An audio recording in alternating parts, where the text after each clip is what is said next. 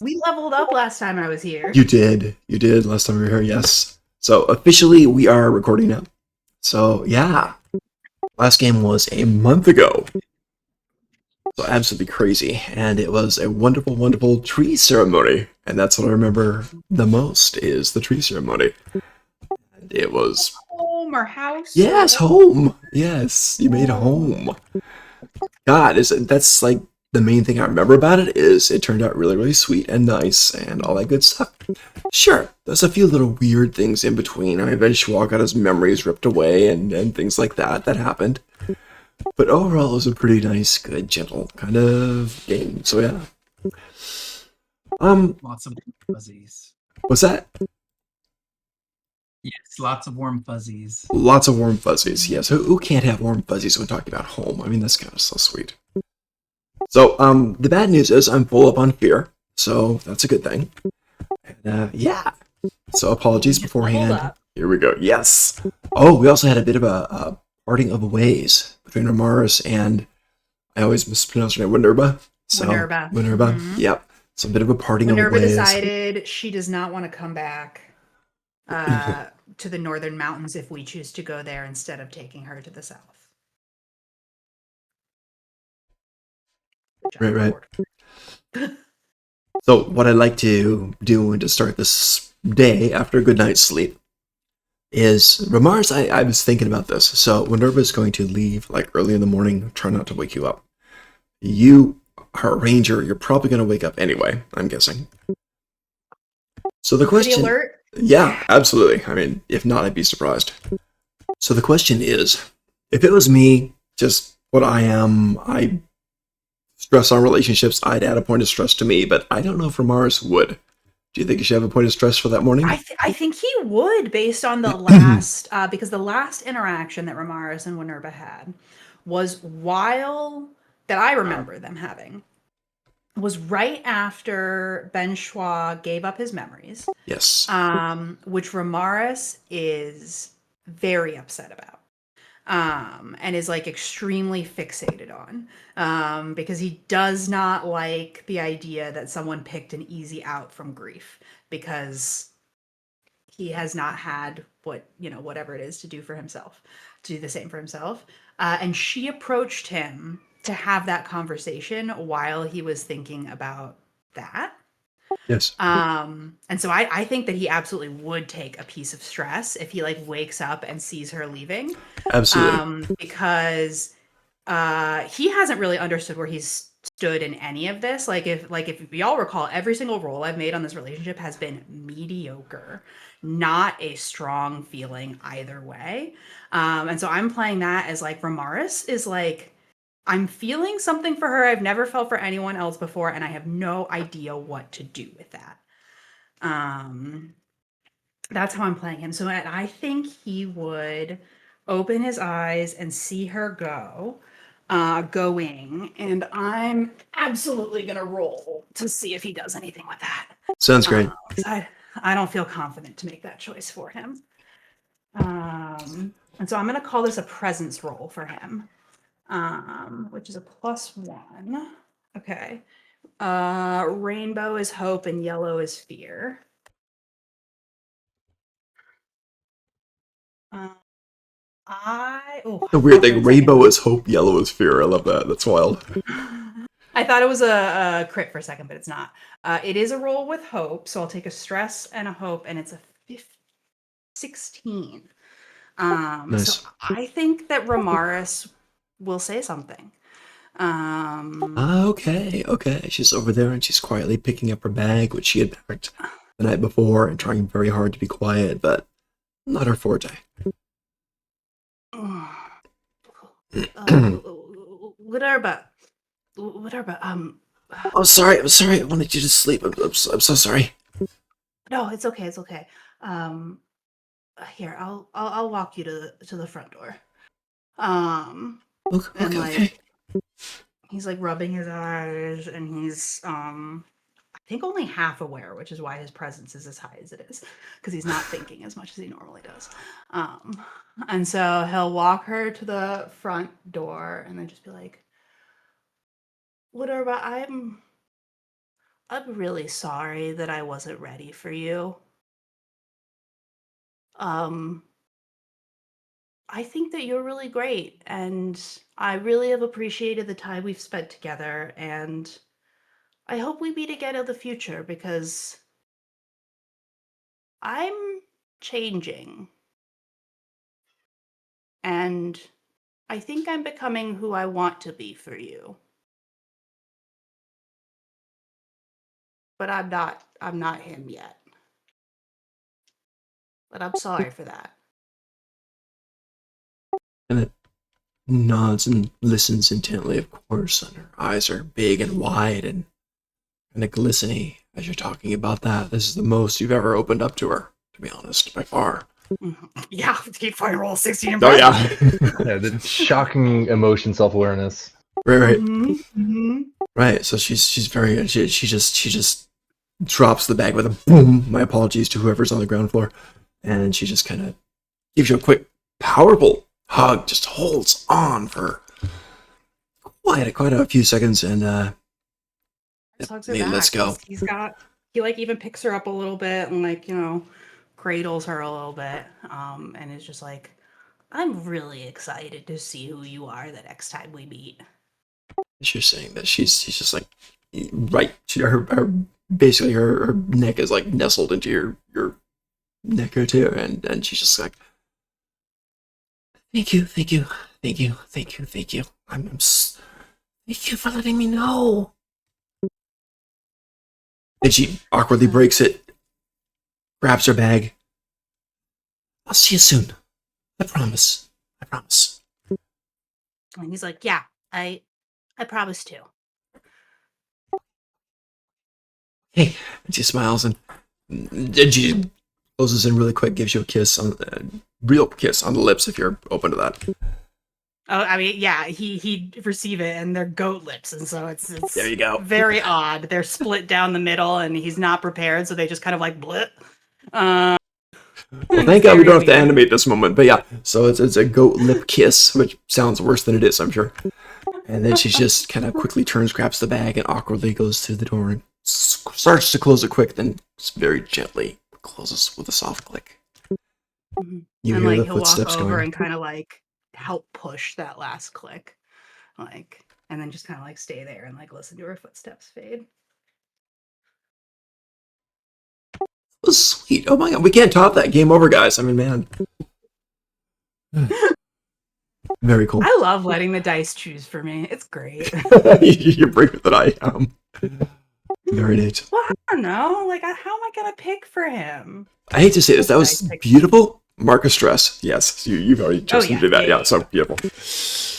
All right. So the early morning hours do pass. If anyone wants to get up extremely early for whatever reason, absolutely let me know. Otherwise, the morning hours pass and you guys are free to do whatever you want. The day breaks. Snowy outside. Cold, snowy. Not horrible, not a blizzard, but light snow coming through. So, whatever you guys want to do at this moment. And I will say, I think that this is the first time since any of y'all have been adventuring with Remy that Remy is not visible by someone when they wake up. One of his character traits from his backstory is I will not let my party out of my sight, based on the first time he was almost killed was when he was isolated from his party. And so I think that his scene with Winerba is the first time that like he went out with Thyra this morning to be fully alone and has not done that a single time since we have been partied together. Nice. I don't know if anybody would notice that, but like it's meaningful. I think Gerard would. Gerard, oh yeah, absolutely, the brother would, for sure. Now, Remy, when you're going out with Thyra, are you going out like crack of dawn type of thing before anyone else gets up? Oh, I did not go back to the bedroom after I said goodbye to Winter. Oh, I gotcha. Stayed by the front door until I was sure she was gone, and then I would have gone out with Thyra to like take her hunting or something. Perfect. In that case, here we go. In that case, you go downstairs, and there's still a few people there because bars, right? Not a lot. But you do see a few people. Probably the one you would see right now is this person. And it is a orc woman, red skin, kind of close-cropped, dark hair. And she's there, and she's just finished interviewing this guy. Is like half drunk because bar early in the morning. And she's just basically dismissing him at this point in time. She sees you come downstairs. She kind of looks at you. And you don't know her. You haven't seen her before. But she kind of gets her hand up like this, then points at you. And she says, "You're one of the group from Senzula, aren't you? You're one of the group, one of the pawns, the brothers, yes?" You'll want to talk to the leader of the group. "I understand. I can wait." That's literally what she is. Very cut off type of. She goes, "Oh, you could wait," and then he like I can continues wait. towards the front door. Okay, you got it. And I'm heading out to go hunting with Thyra. Okay, sounds good. Alright, so Mars is out hunting for probably a couple hours, I guess, and at least an hour, I imagine. And the morning proper does come. Light comes, light snow. What do you guys want to do? Are we all holed up in home? I can't remember. Oh, dang, I was... that's a good point. I was having you at We wouldn't have been in the the tavern. Let's kind of flip that, and all this happened except for the red-skinned orc girl who's rewriting that section. Gerard, thank you. So yes, that didn't happen. Wow, it was just a bad dream, guys. Just a bad dream. Okay. You're home. Home opens the door. Well, home is not sentient anymore, so Mars opens the door, goes outside. Mm-hmm. And no weird encounters with pushy orc people. Morning comes. Gerard has a hankering for pancakes specifically prepared by somebody else, specifically not here. And so he goes to the tavern. He goes to the tavern. There you go. Gerard, you're going to be the one who encounters the red-skinned orc woman, of course. So you walk through the door. Right when you walk through the door, not a lot of people there. It's daylight now, so some people are stopping by for fortifying gruel or drink or whatever. And you walk in, and the red-skinned orc woman is still there, just kind of sitting there, just kind of looking impatient. She's got some kind of breakfast, maybe some bacon. She looks at you, she does that thing with a finger, and then points at you. You're one of the Fawn brothers. Which one, the old one or the young one? You look like a soldier, the old one, yes. I've known many Fawn brothers, both older and younger than I am. Let me make it easy for you. You're Gerard, yes? That's correct. Good. Come sit with me. Can I get some pancakes first? I'll order them for you. Come sit. Service! Yeah. She holds up her hands. She laughs a bit. Alright, so the tender comes over and goes ahead, gets the order. She orders the pancakes and with sour cream on top. And for both of you. Come again? Pancakes with sour cream on top. That's just her preference. Sour cream. Sour cream, yeah. So that's just what she ordered for you. So, hey, it's free. Okay. So she said, "Allow me to introduce myself. My name is Krakel of the Order and Enforcement Division from Senzula. I am one of the wardens. I wanted to talk to you and your party about your adventures. There's some issues going on. I wanted to talk to you if you have a few minutes." Yeah, I've got about as long as it'll take me to finish the stack of pancakes. I appreciate that. If it takes longer, I'll order you more. She kind of laughs at her own joke. So, this is about infections. This is about what we believe to be fungus spreading. What do you know of this so far? Not as much as some of my companions. I know that there is a disease that is spreading among the southern forests. It had been contained by running water for quite some time, but I've had some troubling recent intelligence that it may have broken past the river and is on its way north to, in fact, my own homeland.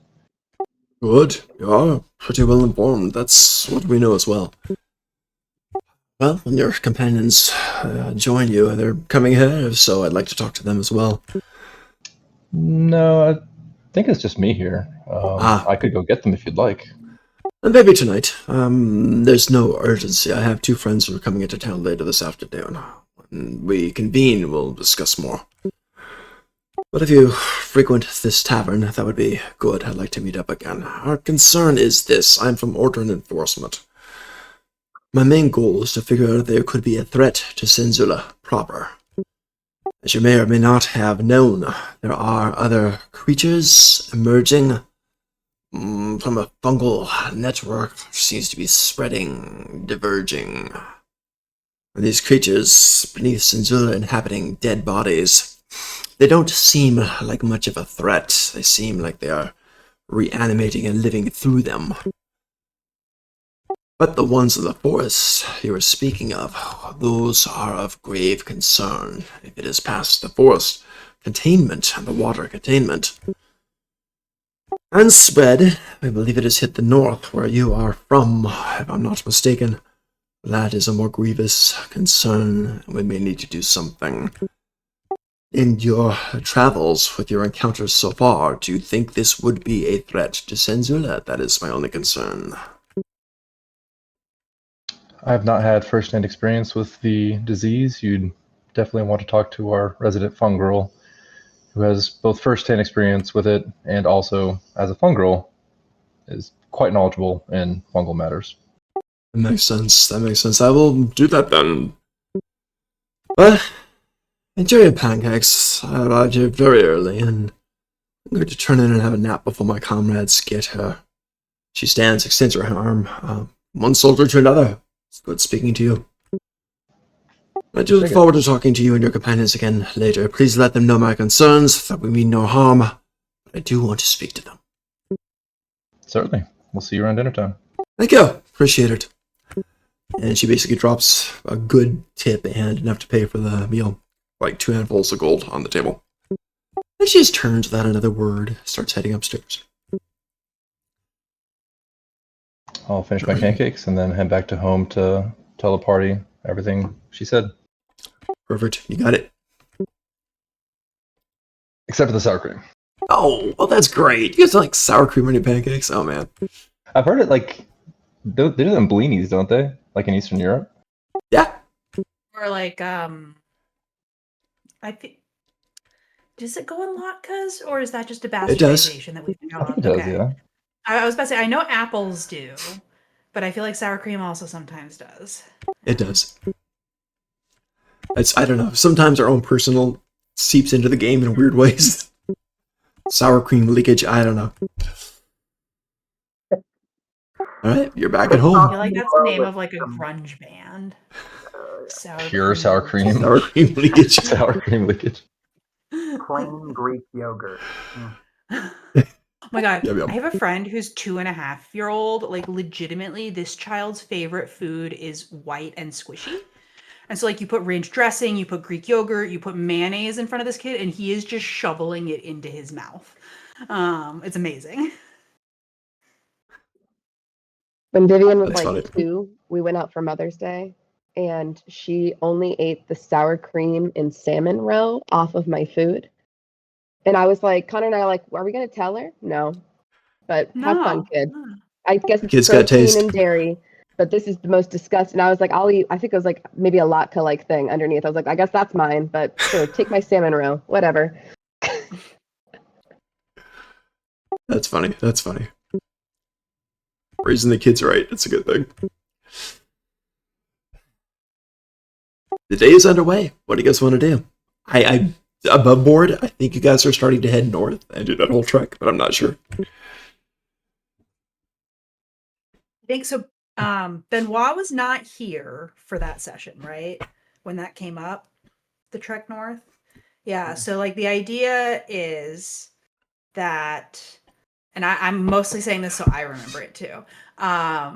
There is a seemingly fungally undead dragon terrorizing Gerard and Mai's home mountains, which are not too far from Porus's swamps, but are across a water feature that Porus never expected. Right, because we saw the dream of how that happened with you. That's what it was. Okay, cool. Seemingly fungally undead dragon, yes. Yep. Okay, we Absolutely. saw that together now. Something So that have we? Sorry, are we going to see a new Benoit? Like, is this? Do we have a total character yeah. refresh going on? Like, what's Yeah, how what's is he going on with emotionally Benoit? taking this? Uh-huh. so I don't know. That was pretty heavy and intense last time. So So the very first thing you would notice about the changes that happen in Benoit is he approaches everything with the kind of very similar bullish perspective, like just go, like break down, break through. But the first thing you would notice is, whereas if you pay special attention, he always kept everything very clean and like perfect, and he stops washing his hands quite so much. So he's Ooh. slowly like getting rid of some of these very, very uh, characteristic pieces of him. They're shedding. Another thing, obviously, he's in a better mood. So you would see Benoit like cracking less existential jokes and making kind of less remarks about death and dying and what that's like. A pleasure. Yes, this is exactly right. Yeah. So this, of course, would be a thing. This seemingly fungally undead dragon, so is definitely a point of interest for Benoit, especially in the context of his side projects, which he embarks on very regularly. And that is, he always has his magnifying glass and is no longer so scared to touch the dust and the dirt, but he will pick it up and look at it underneath the microscope, looking for tiny pieces, what he thinks might be a contributor to his ongoing search for fixing Porus's problem. This is what I am doing this morning, actually, in the upstairs, this new house. Make sure it's very clean and nice, and then go outside to look around the forest in a little bit more detail. nice. And, Born again Benoit. Benoit, I just wanted to check in with you. How are you doing today? Do you need a kitten or a puppy? Any some hot tea? Anything at all? No, actually, I feel fantastic.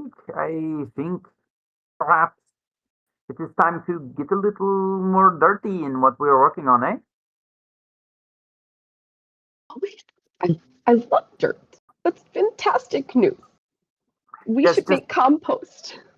uh, we will still hold some boundaries, but yes, I agree. We should make happy compost. Happy, Where are we very, with mud? Mud is great too. mud. I can see it maybe on you. Maybe not on me yet, but maybe on Okay. you. Dirt. One thing at a time. Calm down, Porus. Calm down. You're calm. Okay. But Porus, if you like, Yeah. I think I love the idea of kitty cat. I like like wealthy pet kitty cat. Okay. Anytime. Do you need it now? I can be a cat. I'll climb on your shoulder. Oh please. Okay. I turn into a cat. Emotional support cat. Oh, that's great. Can I get you a vest? We must find you a vest. Just all of the meows and like stretching and like clearly just thrilled with me I'm having a vest. scratching pose. Oh, it's going to be perfect. Wait, do you think that I could still like have any kind of like ability to grow a vest on me as a cat? I don't think you could grow inorganic stuff.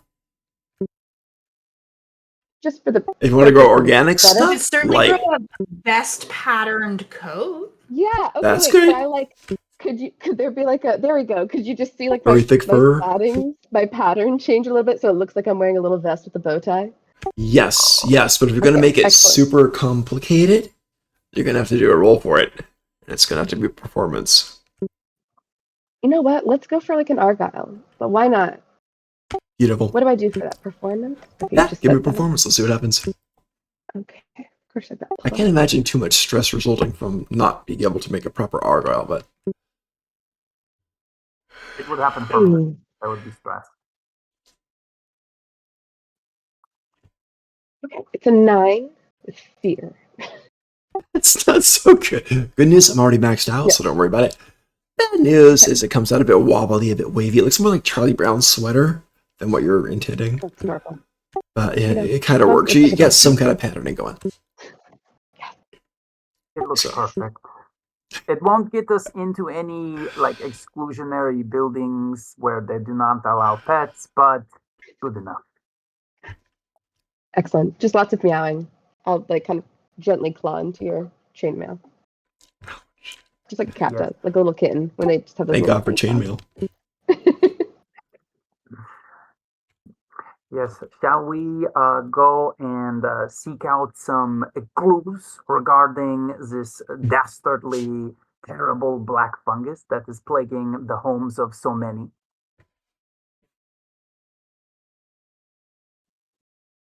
Awesome.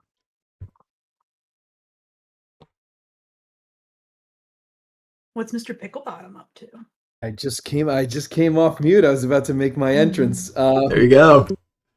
I think It was too quiet in here. Time for Mr. Picklebottom. Yeah, of course. I think per the usual, Mr. Picklebottom is probably the last to wake up. Comes down when people are already out and about and already been productive for the day. He finally emerges from his abode, from his chambers. As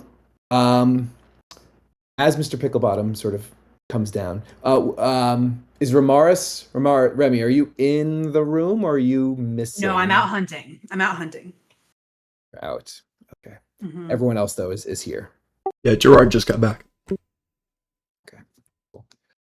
I think Mr. Picklebottom would recognize that difference and sort of look around to the whole team and just sort of ask the question about, well, where's Remy? Gerard, your brother. This is the first time I've ever seen not seen Remy waiting in the wings, as it were. You're right. I was so distracted by my hunger for pancakes that I completely failed to notice that he wasn't here. I don't know if I've ever not seen him here since we were reunited. I would call for the eagle, whose name I've totally forgotten. Lyra. Lyra. I got it. I could go outside and give a caw for Thyra. I don't think we've established what caw, what register, what tone, what modal. You I should think try them all. Cacaw works perfect for Mr. Picklebottom. I think it just does. Yeah. I would pay to see that. Yeah. Yeah, try all the bird sounds you can think of. One of them will work. With just a little peer pressure, Mr. Picklebottom caves, just like a deck of cards, just immediately on the mere hint of an amusement for a crowd. I think Mr. Picklebottom, even if it was a joke, would absolutely go ahead and start doing this just to that's great. entertain the crowd. Actually, doing it inside, or are you going outside to do that? Go outside. Perfect. Ramaris, you hear a very strange call, and Thyra does too. And if a bird could cover their ears, probably would. But yeah, Can I give a roll, maybe a performance? absolutely. Roll? Give me a performance. Let's see what you attract. Rock on. I whispered to Forrest, I will pay you 1 coin if he can make this thing come. All right, here we go. Yes. Do it. Oh, Fucking critical. really? Critical. Damn. So I must do Tuvan throat singing. I'm hitting two notes at the same time in such a performance, and I'm just able to hit some resonant frequency that just you could almost watch the sound waves emanate forth from the source of Mr. Picklebottom's diaphragm. Ramaris, for a And moment, you as think, the is there another sound- hawk out there? Oh, I was about to say, and as the sound waves, you guys watch them ripple across the trees. You look up to see the bright sun, and then a silhouette forms, and then turns and dives towards Mr. Picklebottom. Lands. I mean, I Perfect. got a critical success. That's it, right? And then I don't know. 2 minutes later, Remy will come like swinging through the trees, unless Doc throws something in my way. Oh, you're good. Meantime. Not yet. Yeah. I didn't know if Tuvan throat singing was too obscure a reference. I appreciate it. So as Mr. Picklebottom, sort of as Thyra alights on Mr. Picklebottom's arm, so then Remy, you start coming in. Yeah, I'll come like a couple Yeah. minutes. She's faster than he is, obviously, but he will be not long Yeah. behind. And he'll just kind Okay. of like very nonchalantly, but a little performatively, kind of, do some like acrobatic shit out of the woods. Mm-hmm. And I think so. Mr. Picklebottom might little Mary Poppins moment with Thyra here, as we're so connected on this moment. Just Yeah, embrace she's it like for what she's it's like worth. trilling back at you like Oh, absolutely. Oh, that's epic. It's great. We're finishing each other's melodies. It's gorgeous. It's gorgeous. Other birds around join in. It's not to digress. Thyra's a mere bird. But so we have our Mary Poppins moment outside, and again, this was for the enjoyment of everybody at the same time. So mission accomplished, and also entertaining all of you. And if Remy is coming in, Mr. Picklebottom kind of looks out for Remy and sees him approaching. And Remy, maybe I'd throw it to you. I think Mr. Picklebottom kind of with quizzical eyes, just sort of furrowed brow, a little bit of maybe a pang of anxiety, a little bit of trepidation. Again, this was all kind of started by noticing that Remy wasn't here. Oh, hey everyone, you're finally up. Man, you guys are really lazy. Thyra and I, we've been out for a couple hours. Best hunting is at the golden hour. Mm-hmm. First time for hunted you, some though, Remy. pancakes. Oh, Mr. Picklebottom, we've only known each other for like a week, so pancakes. Did I hear pancakes? Pancakes sound great. We should go talk about pancakes. Where is It's past the golden hour, sorry. They're not, they're in their dens. Oh, did I not see Winerba go out with you? Is she coming back? Oh yes. No. She decided to continue on to the Southern Cliffs. She had responsibilities. And we were just escorting her. It was just a job, and important things are pulling us elsewhere, and she understood. She's very responsible, that one. She's gonna do great things. But will she be okay on her own? I mean, like I was kind of worried about her a little bit to have her be traveling alone. I remember Ramaris had encouraged her to find a guide. Did she do that? You're not sure, but based on the time frame after the breakup, she kind of wanted to move along, so the odds are against it. Found a younger, hotter fawn. There you go. Well, good riddance to her. I mean, like if she needed to go on her own, like What? Why would you so- say that? Why would you say good riddance to her? Well, like immediate turn change. Like she was a wonderful young woman, and she's gonna do great things. And she did nothing wrong. Choices were made, and I'm sure she will be fine on her own, going across the desert where there's a dragon. Cat Porous stretches out and tries to climb onto your shoulder, Remy. Oh, your And- cat Porous. You Cat notice the Porous. kind of zigzag Service patterning Cat too. Porous. And Ramaris is very like intuitive with like animals, and so I think he would just kind of, I don't know, pretty good with cats. Really deep purring. Oh. And I think it's one of those things where he does not realize that is helping to calm him down, but that is definitely helping to calm him down. Where he's just like, she's gonna be fine. She's gonna be, I'm sure she's gonna find a guide. She knows that she should find a guide, and there's at least one more civilization before she gets to the desert, so I'm sure she will. Well, perhaps we should send her a letter or something to say good luck and best wishes, or I don't know.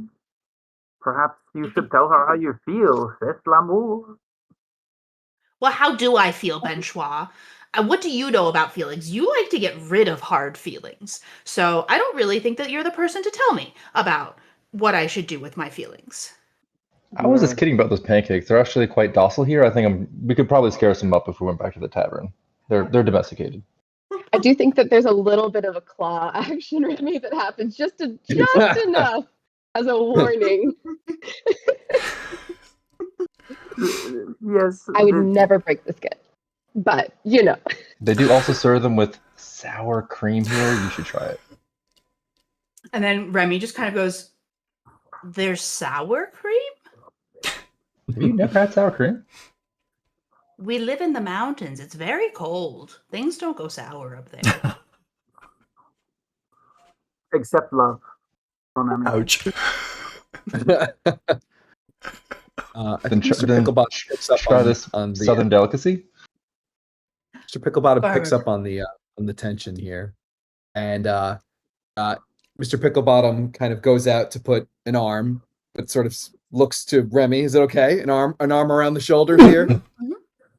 Yeah, Remy just kind of like, Pancakes and sour cream sound wonderful. I've heard it's a delicacy around here.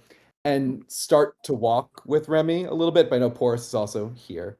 And just quickly, Mr. Picklebottom was not quite sure if the elder of the group, but certainly looks that way. Kind of as walking with Remy a little bit and feeling tense shoulders and sort of purring of Porus, also trying to calm Remy down. I think Mr. Picklebottom takes a rather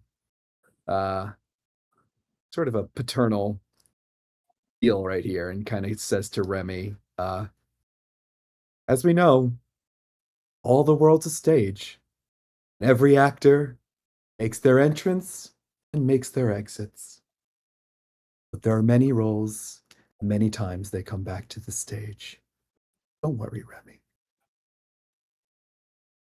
it was fine just talking about pancakes. Let's go have some pancakes. Thank you. I also use my ability, inspirational words. After a long rest, place a number of tokens on this card equal to your presence. When you speak with an ally, you can spend a token from this card to give them one of the following benefits: clear a stress, clear a hit point, or gain a hope. I'm hoping to take away some of the actual stress. Awesome. Thank you. I will clear a stress. I gained one this morning, so yeah. And I that's perfect because being like, yes, let's talk about pancakes will absolutely That's it. help him there. That's I mean, that works on everyone, let's face it, so that's great. Right? Connor and Let's go eat Emma have had the pancakes. pancakes I'm used to too, so they know what life-changing pancakes taste like. So, you guys are all heading out back to the River Rock and Gar Tavern. Enjoy you too. Cool. So you all head back there. It's snowing. It's coming down. It's not too cold, but yeah. Could we have a cutaway from Mr. Picklebottom and Remy to how Benoit reacted to what Remy just said? I kind of want to know. You have the stage. As Remy and Mr. Picklebottom walk away, Benoit is very much like, he does not see it. And he also doesn't see it. But he's like pretending that he is like this like I know a thing or two, so I'm going to be like telling you what it's and will essentially kind of be like, it'll happen, it'll come. Like he thinks he's this matchmaker now because this pain is alleviated, and it's just that point, that like push point.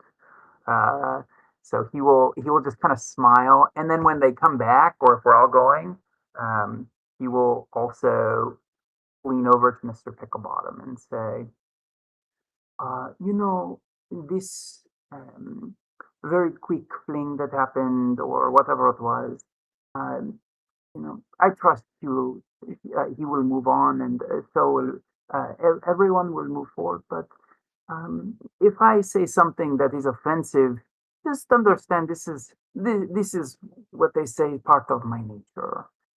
I I tend to be the bull in the china shop, and this is part of how it works. So please just help me with the collateral damage. No.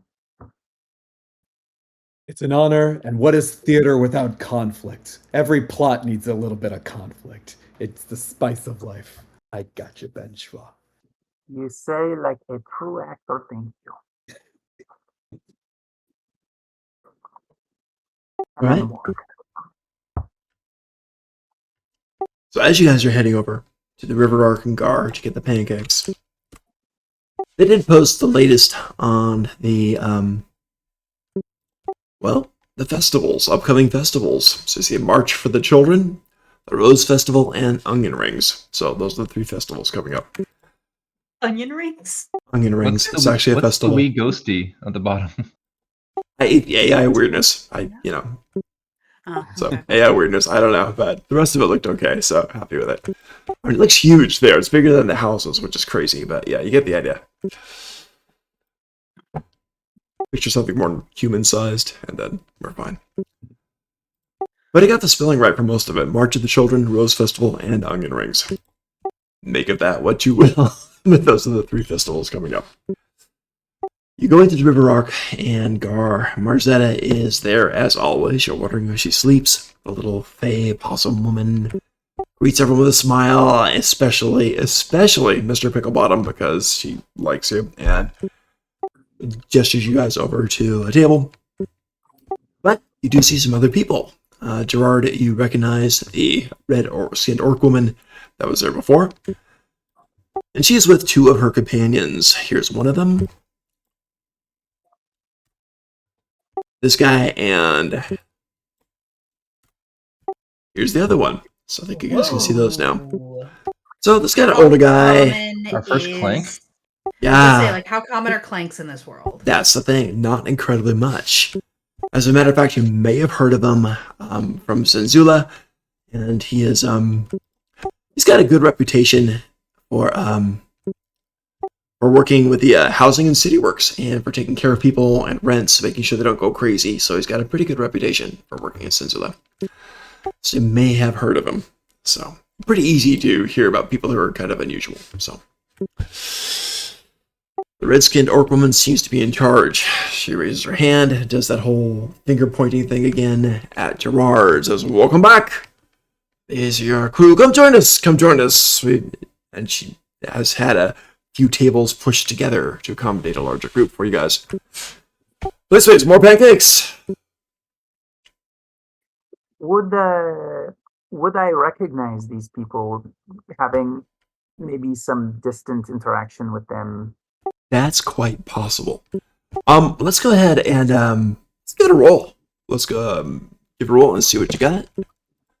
Okay, blue is hope, black is fear, and I'm rolling with since this is You could do a knowledge check, I think, to know if you. Yeah. knowledge. I'm a -1. Here we go. Oh no! That is a 22 with hope. Jesus, God, you guys are like on fire today. 21. Excuse me, 21 with hope. I have to manage. Beautiful. Yeah, you do. You recognize. Let's see. Well, you probably heard of the mechanical guy, for one, right? 'Cause you've been in Senzula for a bit. That is Lead Lump. housing and city works, and he seems to do a really good job for people. Has some reputations for basically rent control when it tends to get out of hand in fantasy cities. But the other guy, well, actually, let's have you recognize the girl, the red-skinned orc woman. That is Craykill, Order and Enforcement, and she's very good at order and enforcement. Very, very ruthless reputation. Very get to it, eliminate the threats. That's it. And she doesn't. You know that she doesn't act unless she's certain of something. So she's not a hothead, and she uses people like you to find out what's going on. Within order and enforcement, considering I was in the police academy, is this someone who I would have worked with, or perhaps well above my station? Quite possibly. She's the highest ranking out of the three here, so she's probably a bit above. And just popped in a quick, little thing there on the questions they're basically asking and trying to find out. So I got the three people there, Craykill, Leadlump, and Dallas Marpock. So they gesture you over. They all seem very, very friendly. Sit you down. They introduce themselves. And, Craig? Go ahead. Oh, I was just gonna say, Craig, is that you, Craykill? She does the whole finger up and then just points at you. And says, Benoit, good to see you. You've, done some good things for us. I'm sure you'll do more. We're trying to figure out this fungal infection. Here's your friend, obviously. And she kind of gestures to Porus, again, with a finger pointing. Is not rude in her culture, apparently. So, yeah, she just does a lot of that. Trying to figure this thing out and if it is a threat. So, that's what we're trying to do. And I'm wondering, let's take this bit by bit. Let's talk about the Black Path Tavern, who has a run-in with some of these newcomers. And Dallas Marpock, the public interest guy, the older goes, but by newcomers, she means the living again, the ones who were inhabited by the spores and are living again, and seem very cultured and civilized and are doing quite well. But that's what she means. She's trying to get your impressions because we think you spoke to them. They were actually coming out with a wine variety. Oh, yes. Oh, please. No. Go ahead, because Porus is still in the cat form. So Yes. Then scrap the Porus introduction there. There we go. My feline friend and I do recall that there was some people while we were there who were selling this type of wine, but of course, Forrest did not partake of it because that would be, Anyways, I know that's fine. What usually they send underlings for things like this, but you are out here. We're trying to figure it out. We wanted to catch up to you. You had and this is still the guy talking. The red-skinned orc woman is paying very close attention at the interchange. The silver-haired guy is like, yes, you were there, and so we're trying to figure out what happened with that. Now, here's what we can ascertain so far. We believe that the living again, we shall call them, although inhabited by spores, and however they're doing it, it gives them another life or so, and very interesting, but they don't seem to be aggressive, and their wines seem to be just fine and have no ill effects, so we're ruling them out as a threat, but we are very concerned that the dangerous spores might override them and cause some kind of serious hybrid threat. So Porus kind of shifts out of cat form and it's like, didn't hurt the little spore people, right? Well, that's what we're trying to find out, to see if it took over. It might do terrible things, but we're not certain about that. No, but you didn't hurt them? I'm sorry, say again? But you didn't hurt them? Oh, no, we're just trying to find information. We've spoken to them, they seem fine, but they're not in any kind of trouble or even suspicion. although they're spore-based, just like you, we're all fine citizens, we're not worried about that, but we don't want the bad spores to influence as they seem to be starting to do.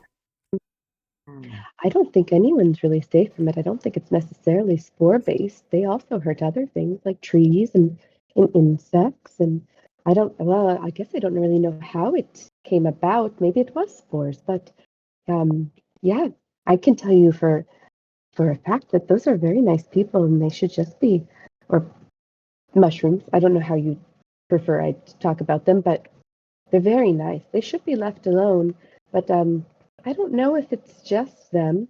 I mean, there's a dragon now, so yeah. Just in case anyone's thinking about shuffling them about, I don't think that's a good idea. At this point, Leadlump, the mechanical one, clears his throat. I mean, it's obviously not a clearing the throat, but just that noise to get human attention, right? Just like that, and it's kind of almost a foghorn kind of sound. And he says, I agree with you. Trying not to have this spread. And he seems very human, using his hands as he speaks, this kind of smooth flowing voice. And I would say oiled, but that's too funny. But this kind of smooth flowing voice, and he says, I agree with you, and we do know that the dangerous fungi from your forest is starting to pass boundaries once it got past the river, and it did seem to infect the dragon, and there was a human involved. Then he looks straight at Benchois and says, you know the one I'm speaking of. You have encountered this person? And he leaves it off like a question mark. I don't know what you are talking about. And what? I see. Oh yes, and he turns very conversationally to Porus. Says, you see, Benchois found this person, and in an act of human kindness spared this diseased creature's life. Unfortunately, the diseased creature, this human, went forth and went to the Northlands and spread it. He died, we assume, but that was the first example of the fungus taking a higher order of thinking. Mm. It seems to have spread to the dragon up there. And you two know, he points to Gerard and Ramars, and he's much more polite, just kind of generally pointing. You two know that dragon of which I speak of has been dead for quite some time, but now it lives again, powered by this evil, and I will use the word evil, fungus. So it is becoming possibly a large threat, which is why we are investigating. Let's refresh your memory, Benchois. And the mechanical man leans forward, his elbows go clank, clank on the table. He says, he was dying, starving, very sick. Your friend there, also an investigator, wanted to kill him. You did not, and you let him go. It is not your fault. We're not accusing you. But perhaps you can make things right now. I don't know where you are getting this information from. However, that, I think, sounds like something that comes from a story tale. Because I do not recall needing to kill someone who was dying or undead. I do recall having a dream about something like that, but perhaps this is also from Mommy's story tales, no? Above board, the dream that you had about that, remember that part? The dream part? Mm-hmm. That was part of, my bad, that was part of what you actually experienced, but it was kind of in a dreamland too. So I'm hoping that was gotcha. part of your experience on there. So Yes. So my bad, I wasn't clear on that. No, it's okay. So he is above board. He's intentionally bluffing this away. Perfect, that works perfect. perfect. What you're talking about. Gotcha. It says it's a pity you don't remember it. It is a pity because You were protecting a caravan, and, well, Erig was your friend there, a fellow investigator, and, well, I'll speak to him again and set my poor mind straight. I'm sure I forget things from time to time. And he kind of taps his steel trap. At any rate, we're investigating these things. What is your threat level assessment of the situation of these fungal spreads, creatures like yourself, Mr. Porus, and the ones living in Senzula inhabiting the dead bodies? Very low threat assessment. Forest, high level, I think. The dragon even higher, because it's inhabiting sentient minds now. We're not certain if that can spread or not. What do you think? And he kind of leans back with a clank into his chair.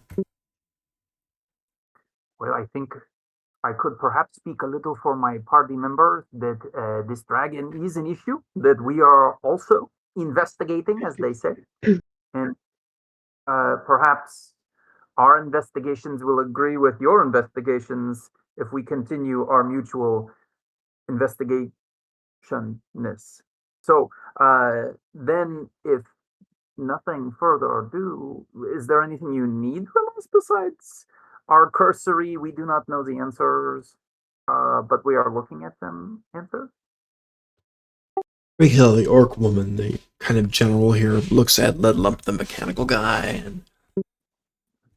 and he audibly sighs, again, a human-sounding thing that he just does. And she says, "You mentioned the dragon and having business with the dragon. Are you, by any chance, hunting it?" And she shakes her finger and points again at Gerard. "You are a dragon hunter, aren't you? This is opportunity for you.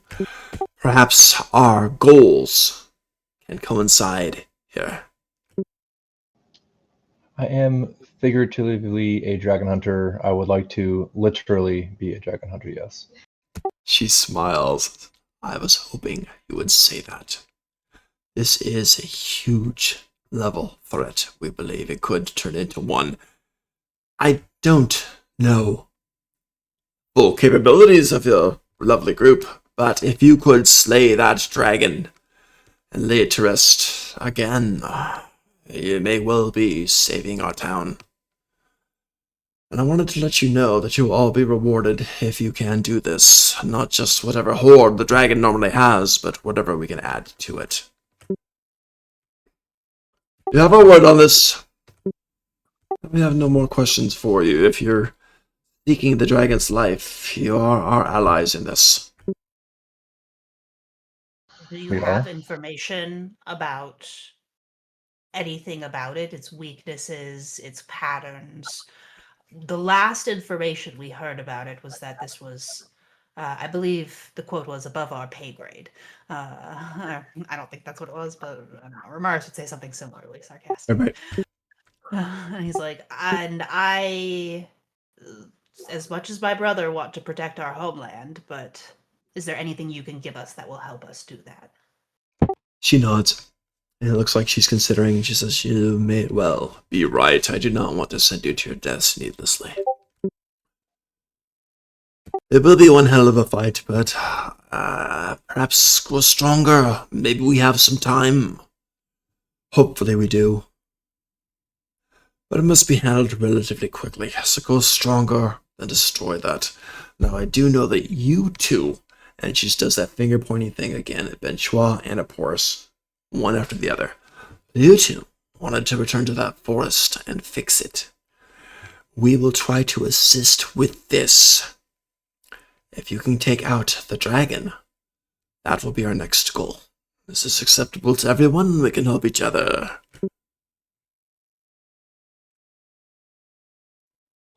Yeah, I just need your assurances that this analysis of whatever you find in the forest will not be redacted when I get my hands on the file. And I will be able to review it with you and personally help with the execution or fixing of the project. This is all I ask.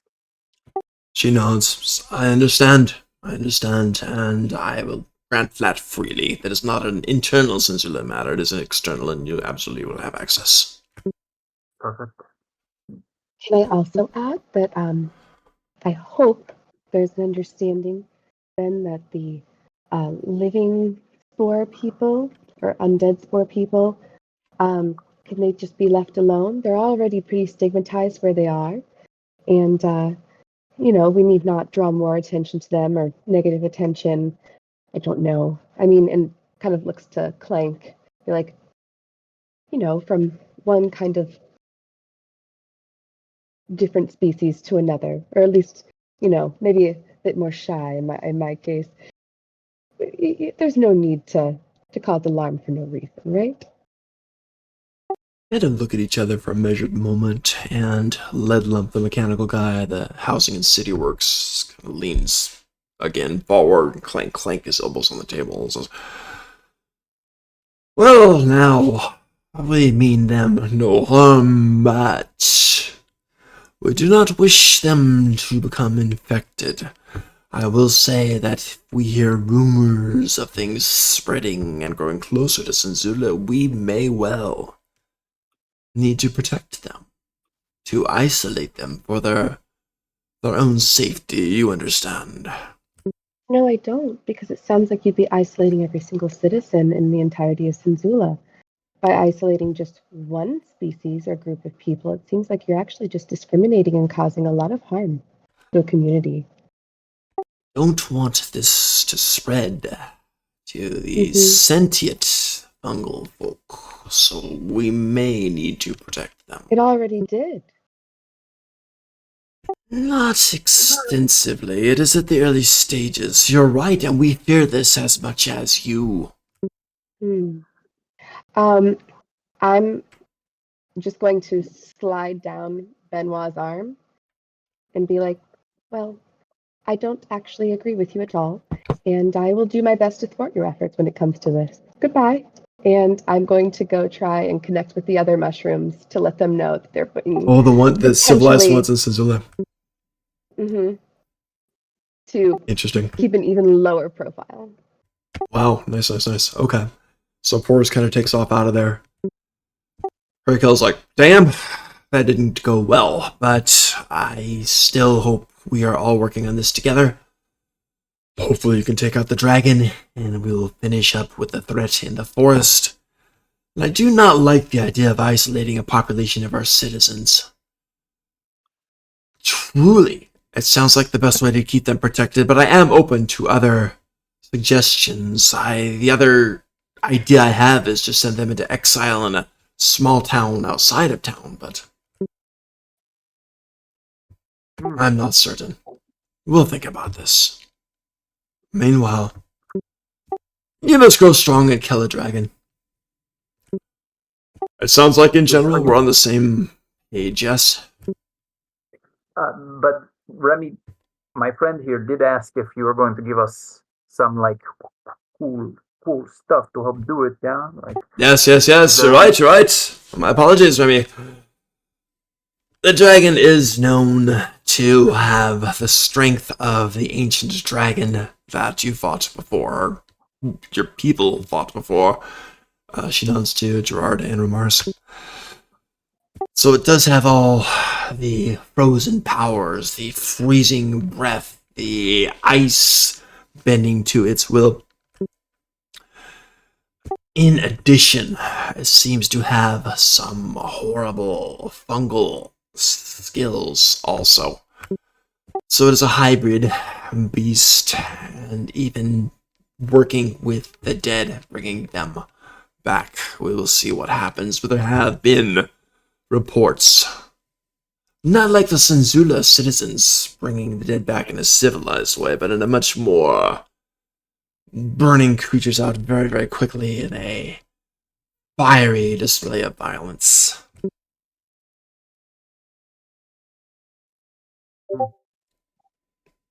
Those all sound terrifying. I was really hoping that you were going to say something like, has an exposed heart under its left flank, but no. She actually laughs. Just, no such luck. She will have to earn this, and I do hope it does not kill you. Yes, thank you. We It is not the will best try not to news. die. Please don't. I'm growing fond of you and wish to see you again. We'll meet again over pancakes. Would I know anything about how Chogrit was killed the first time? Like, would that be lore in the Dragoons, or? Yeah, it absolutely would be. And I haven't done that too deep, but I'm thinking just a party of your kind, a party of fawns. Definitely fawn warriors, several of them. Going up, think about a dozen, whatever, just the epic battle type of thing. All right, sounds good. I'm not coming. You, tell me. You guys, Daggerheart, right?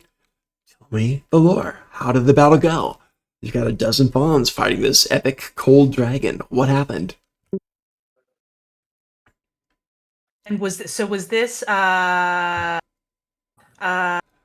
Gerard, was this pre the formation of the Dragoons, or were these Dragoons?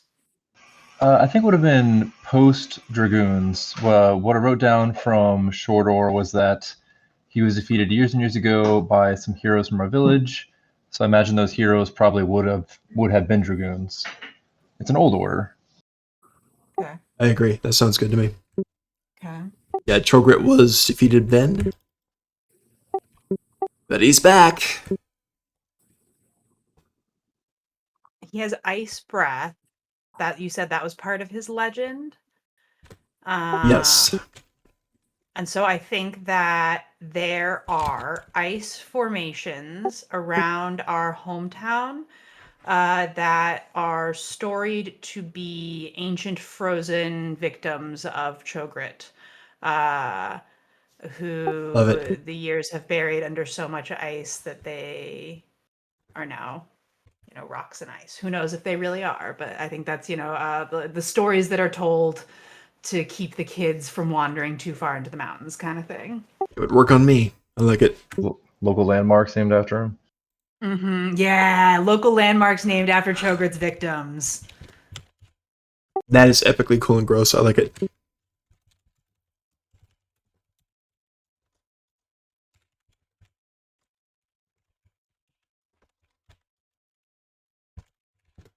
Got it. That sounds great. Are we sticking around? Where are we? Peskin? You're Or are we Peskin. heading north? Are we grinding? What are we doing? Well, speaking of feelings and telling people about them, Ben Schwa, how's your librarian friend? Or how do you feel about leaving her behind? Well, he says, like, not even a phase. I have not spoken to her for a little while. She might miss me just a little, but you know how it goes. Sometimes you must move on for the good of the team.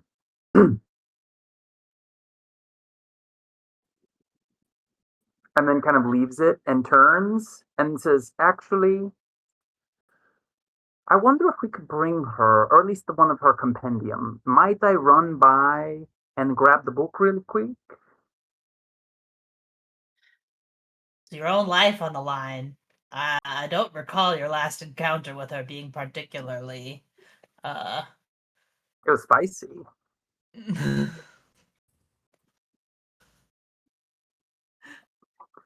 This think is we need to have a something that- cast meeting after you have this little adventure, Benoit. I think we need to have a cast meeting when you get back and have a big rehearsal for where we're gonna go and when we're gonna take the show on the road. I think it's time for us to really plot out our tour. Let's Agreed.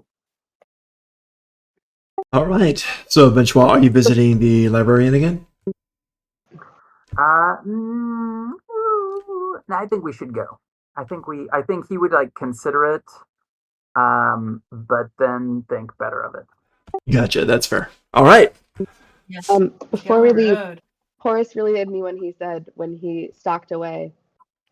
Sorry. And he wants to use his fungal network to try and connect Yes. with the woman's name. Sorry about that. Yes. Mhm. Good God, give me a second. It's a long time ago. There's so many. I got 52 pages of notes on this one section, Oh about my another couple dozen on another God. section. Hang on. We'll just call her the Mushroom Woman. It's okay.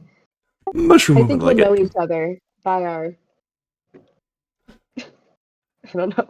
How that I know what you mean. Mycelial now- signature. There we go. For now, she's the Sorry. mushroom woman. So yeah, we'll do that. The cold is like affecting my brain. I'm not feeling as Yeah, you're under the weather. I'm sorry about that.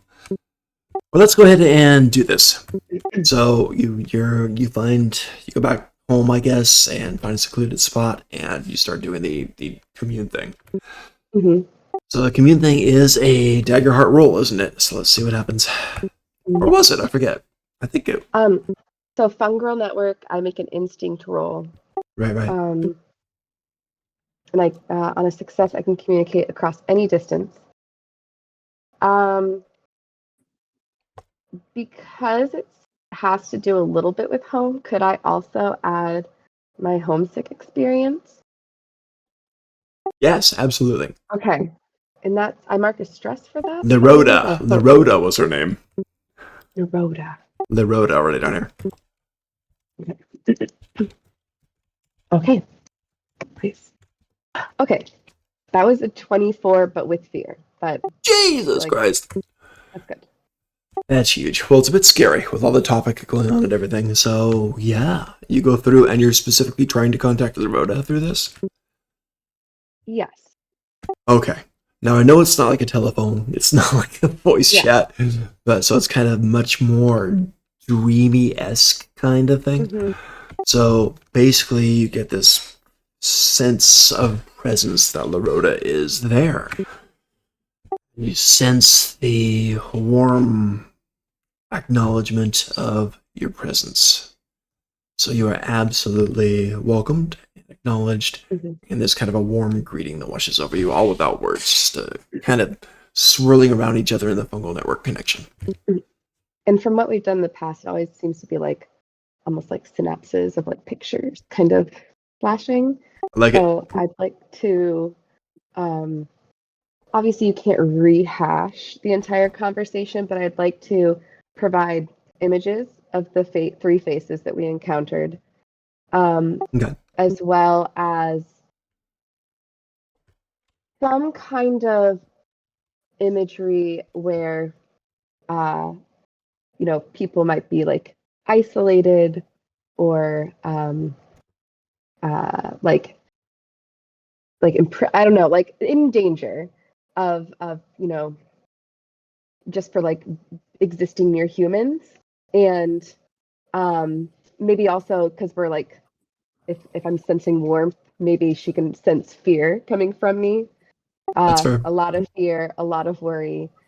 And then I don't know how I would maybe get just something about like going deeper, hiding more, being less obvious. It's like, I think that sounds great, and your roll was very high. So Yeah, you're getting probably. so you're getting a sense as you're sending these, not concentration camp images, but something like, beware of this. You're getting she's taking you seriously. She's getting the lay low. She's getting these people aren't hostile, but it might go weird vibe. Is that kind of what you're trying to send?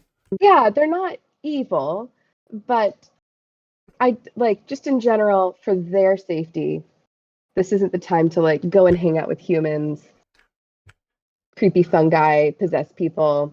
Don't talk to the cops, either. Like, don't trust the police. Gotcha. Okay. The equivalent of driving down the road when there's a police car and you flick your lights twice. Like no police. There you go. Policing coming. I like that. Got like a flashlight system. Like when you Google devices, there's a cop ahead. So okay. Yeah. So basically, you get with that connection, you get pretty strong that she kind of gets it. Beware of the authorities at this point because something's going on, and your kind is under Scrutiny. how to phrase we'll it? Say. Not quite suspicion, yeah, but yeah, kind of a we're going to protect you against your will type of vibe. Yeah. Okay. You get a heartfelt kind of Thank you. I will spread the word in symbols, right, of her connecting to the rest of the network. And trying to spread that knowledge. And you get the vibe that she's going to try to have her people stand her ground for a while longer. They were just trying to come up again and to spread, the lines and different things, but you're going to hold off on that plan for a bit. You get the affirmative on this.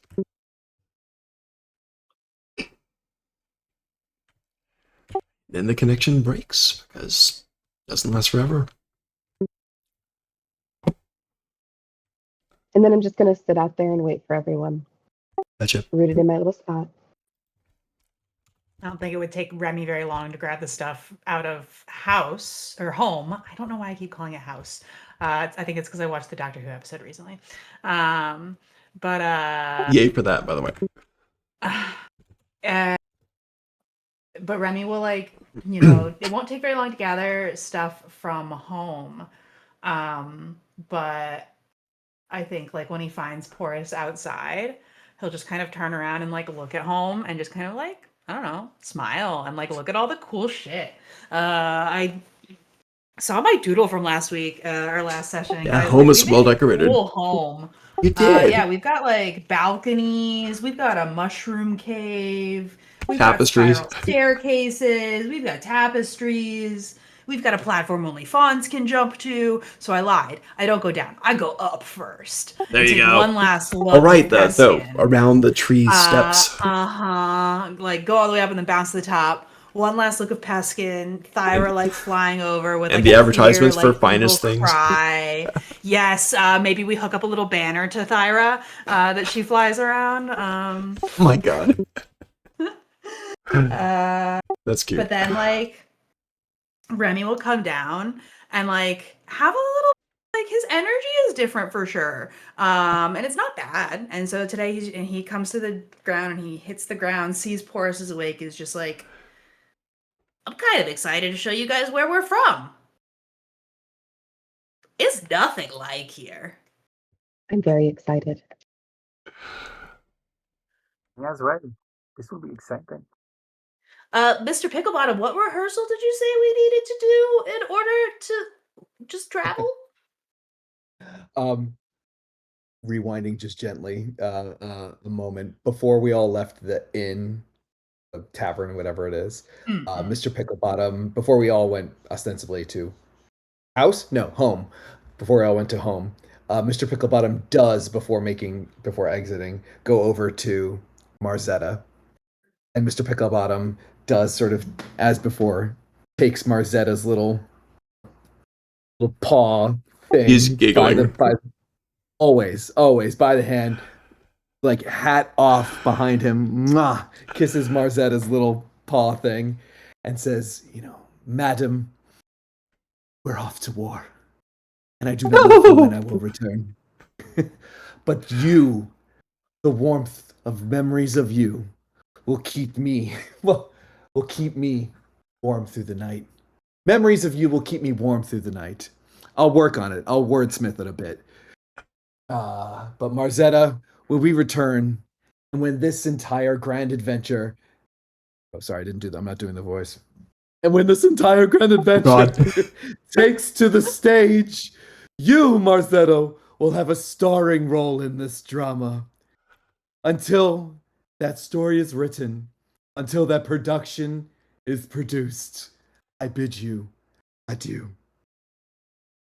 She's just doing the hand on the chest, kind of just the fluttery type of the eyes flashing, and a tear comes down fully, just sincerely, and just, stay alive, my hero. And she's just falling into it, just thoroughly enjoying it. And it's kind of funny because she's all fluttery with you too, but you're also not quite sure if she's as much a performer in her way as you are, feeding back into it. So it's kind of a bit of that going on too. Very sweet. Great. Mr. Picklebottom exits sort of grandly. Nice. Fast forward back to Remy. All right. I was thinking it's time for a meeting of the five families, as it were. a cast meeting, a coming together of kindred spirits to determine once and for all the adventures to come. I With agree. cast meeting. We're going to the mountains, right? Is everybody here? I don't think Think so? I don't I know. would think Roll Garth would call. be here. Horace. I could hear. I heard you enough. Gerard. Present. Ramaris. Present. Ira. All right. I could imagine that we're all sitting around a table as we are about to sort of make a big choice here as to what happens next. Nice table. Yeah. All right. I think Mr. Picklebottom sort of stands from the table to speak first, and so the way I see it, this is going to have to happen in 3 acts. There's going to have to be this year we are beginning in Act 1, building drama, getting to our inciting incident, until rising action of Act 2 as we make our way towards these dragons, towards your homeland, Gerard Remy. There should be a climax, then a resolution, a denouement, if you will, and it all ends in a big dance number at the end. What say you all? Oh, dance number? Will there be enough time across the 3 acts to learn dance? We have a long walk ahead of us. Okay, It would I be an wasn't sure how honor. long an act was, but okay. Remy, I think we took you dancing, right? Well, I know how to vote. Yes. 'Cause it was like we were quite a pair, if I remember correctly. It was a good time. Ugh, yes, we Excellent. vibed. You need to teach Remy nothing about dancing. They're an excellent dancer, Mr. Picklebottom.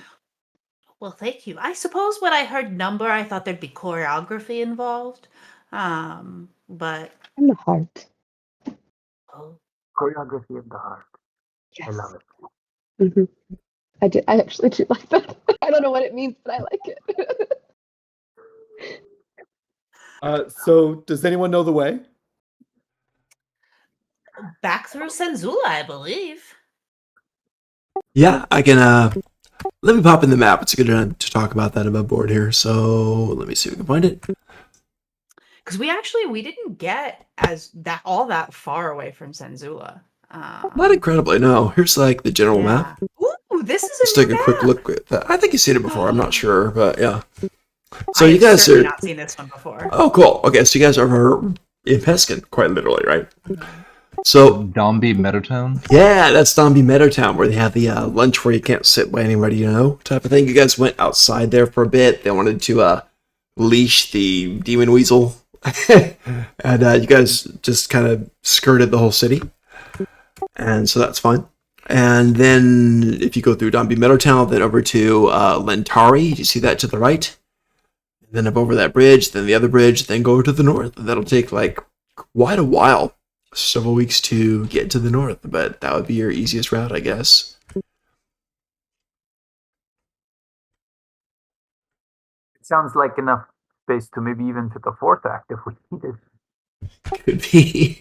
I don't know. It depends. Above board, it depends how far you want to take the campaign. My guess is we're going for the elimination of the dragon, which is a huge threat, right? That's a sentient fungus.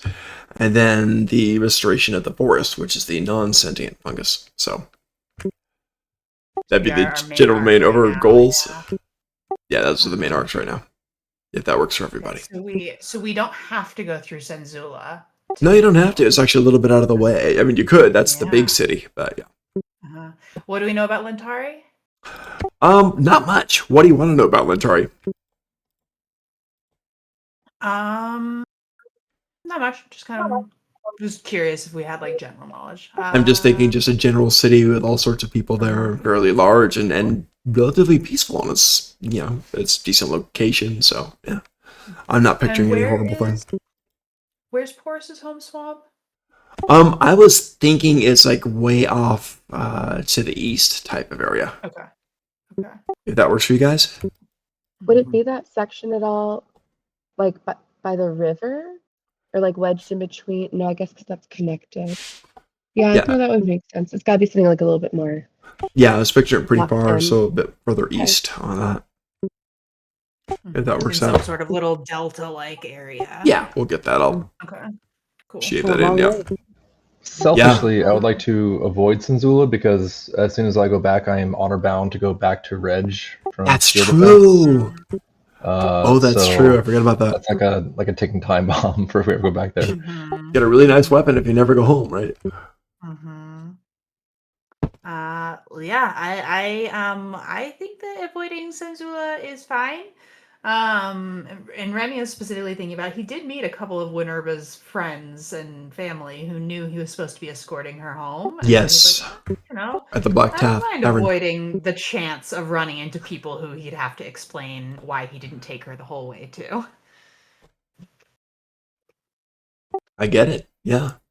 So it's actually a pretty clear run through Peskin, Don, being Meadowtown, Lentari.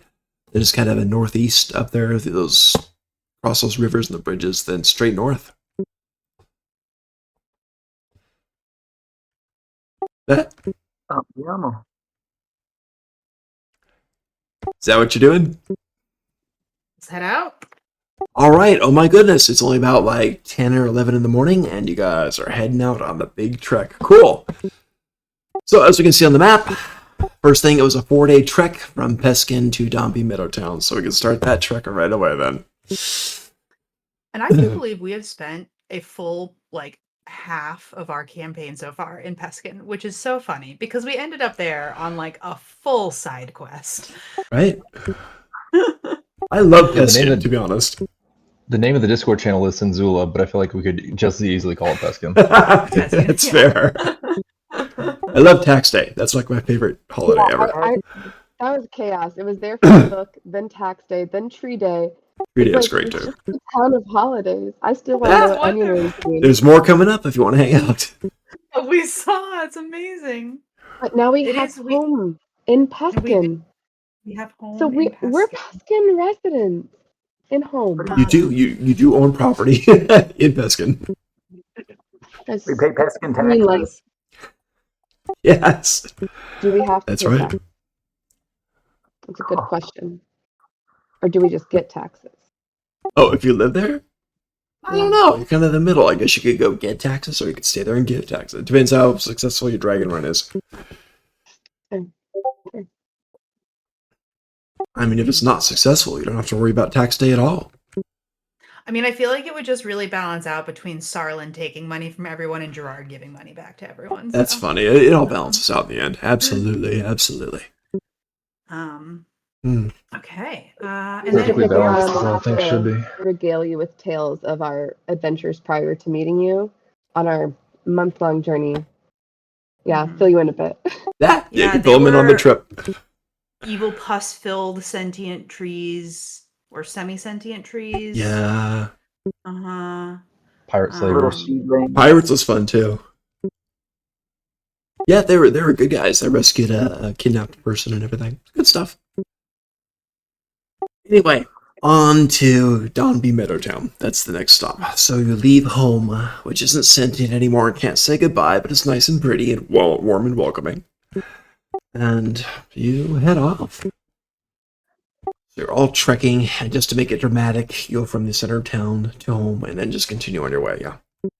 Mhm. So you're all heading out, and basically, probably not a lot happens right away. So you're going by, and the first big area is probably going to be kind of camping out for the night, kind of close to that rivery area. The very first river there. So you can kind of camp out around there at night. So as you guys are approaching the rivery, God, is that a word? I don't know, the river area. Nothing happens. You set up camp. What is your camping order? Who's on watch? How are you going to do this? I will volunteer first. Cool. to stay up into the night and Perfect. So I was gonna say Remy's Dawn Watch type. definitely a late person. Okay. Okay. Well, nothing major happens the first couple of things. First couple of days, actually. First day goes by, second day goes by. On that second day that goes by, and as it starts to get toward the evening, not yet twilight, but as it starts to get toward the evening, and it's still little bits of snow coming down. It's cold. It's about like 25 degrees or so. And the snow's coming down, not horrible. But you guys do see something a bit weird as you guys are passing. So who wants to be the eyes of the group as you guys are going, finding your way? I mean, you're going along clearly marked paths, but someone's got to be looking out for things, right? Who's the eyes of the group? I think Thyra would be scouting a lot. Thyra Beautiful. and Remy, basically. Okay, so Thyra and Remy are the scouts for that. So we're gonna do the yeah. So that'd be instinct on that. So does anybody else have a plus or minus? Well, yeah. I'm gonna set a roll. I'm gonna set a roll to. Let's see. Average is about 13. Well, yeah. But here's the thing. It's gonna be the head of the party that does it first. Last. I'm sorry. It does it last. So we're going to have everybody else lend their eyes to this. So this is going to be a 14 to hit. So if everyone else except for Remy can roll, and if you get a 14 or higher, you get to go ahead, and that's going to be a +1 for Remy. If you get less than, it's going to be a -1 for Remy. So let's have all you guys see if you can hit a 14 or higher on your presence. And see what you can... Oh, instinct. I'm sorry. On your instinct. See what you can find. So instinct roll, I got a 1+. 2+. I got a 7 with fear. Oh, sorry, Minus. 7 with hope. Minus and Vajra, minus. 7 2 with 7s. So much for lucky 7s. 20 is a solid. 2 pluses, 2 minus, so it's flat out even. So Remy, let's see if you can get a 14 on this with Thyra's bonuses too. As you're mainly watching, but the other people are helping you out. I'm going to spend my hope to use her scout experience. Perfect. So that's going to be a spellcast roll plus her experience, +2 from y'all. And I critically succeeded. I got a 5 and a 5. Oh my god. Okay, you spot it, no problem. Okay. So yeah, the total number, just to quote that, would be what, 15, 17. But critical success. Beautiful. Okay, so do you or Thyra want to see it first? So Thyra would absolutely see it first. But I guess with the critical success, she communicates it to Remy in a way that he is immediately able to communicate it to the group as well. Perfect. So Thyra comes back, lets you know. And there is a thing, a human skull, on a rock, off the path, past some trees, kind of tricky to see. But there's a human skull, kind of facing away from you at that point. So, you know. The Thyra says that there's she said what would she said people remains on a rock nearby. Well, with critical success, if people die, they're just dead, scattered all around, their bones, but this is placed. Ritualistic or something. Yes, yeah, okay. It's placed. Yeah. It's definitely set in a certain spot. So yeah. Yeah. And so Remy, she says that there's some sort of setup situation. We need to be careful. We need to be alert. I can try and get closer and see if I can see more of what it is. What do you all want to do? I think, can we avoid it? Can we walk away from it? Go We north? can go around it, certainly. Yeah. And so Thyra would know where it is off the path on one side, and so I guess Remy can try and lead the party on what feels like a appropriately circuitous route. You can absolutely do that if you choose. So you can bypass this skull on the rock. You don't know what it's there for, but yeah. All you know is at this point that it was facing away from you guys, so it's not like looking at the path. It's not looking for you guys, but it's facing away, looking deeper into the dense forest over there. So, if you're trying to, it's just a skull. So far. Okay. I think Remy would be like, part of me wonders. It seems to be very specifically positioned. I wonder if it might be an indicator. Like, I think we should be cautious against ambush, but,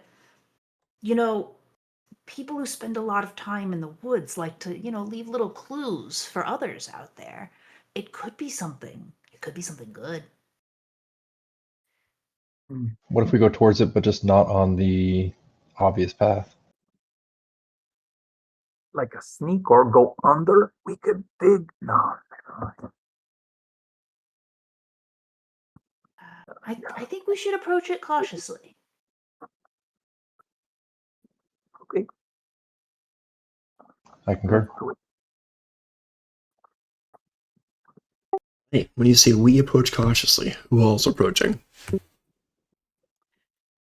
I think I would have Thyra like circling right above the skull and like instruct her to signal if like she spots anything dangerous. And then Remy would certainly approach and would invite whoever else. Okay, I'm going to keep on the tail ends of your critical success. So as Thyra is up there kind of scouting this thing, she goes back, reports to you. This skull is looking, it seems to be, in the direction of another skull, which is set on another rock, way away, is like several hundred yards away from that, which is facing another way. So it looks like its pieces aligning some... It is like people carve arrows or markers in trees. It's something akin to that, to find a way to this.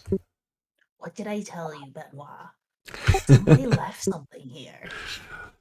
I mean, if I left the skull pointing a direction, I would probably be giving a hint that something is dead where it's pointing, but I think this is good.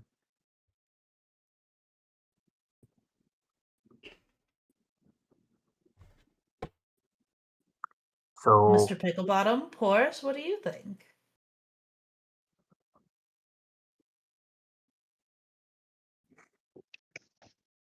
Is there any way for us to get a bit closer? Yeah, I we mean, certainly can. listen, I'm curious. I don't really want to fight anything, but I do. Skulls are never an indicator of death or anything. You're fine. No. Friendly skulls. I don't mind fighting things. Decay. I love decay. It's like human compost. Exactly. I bet they're pointing towards a really great pile of compost.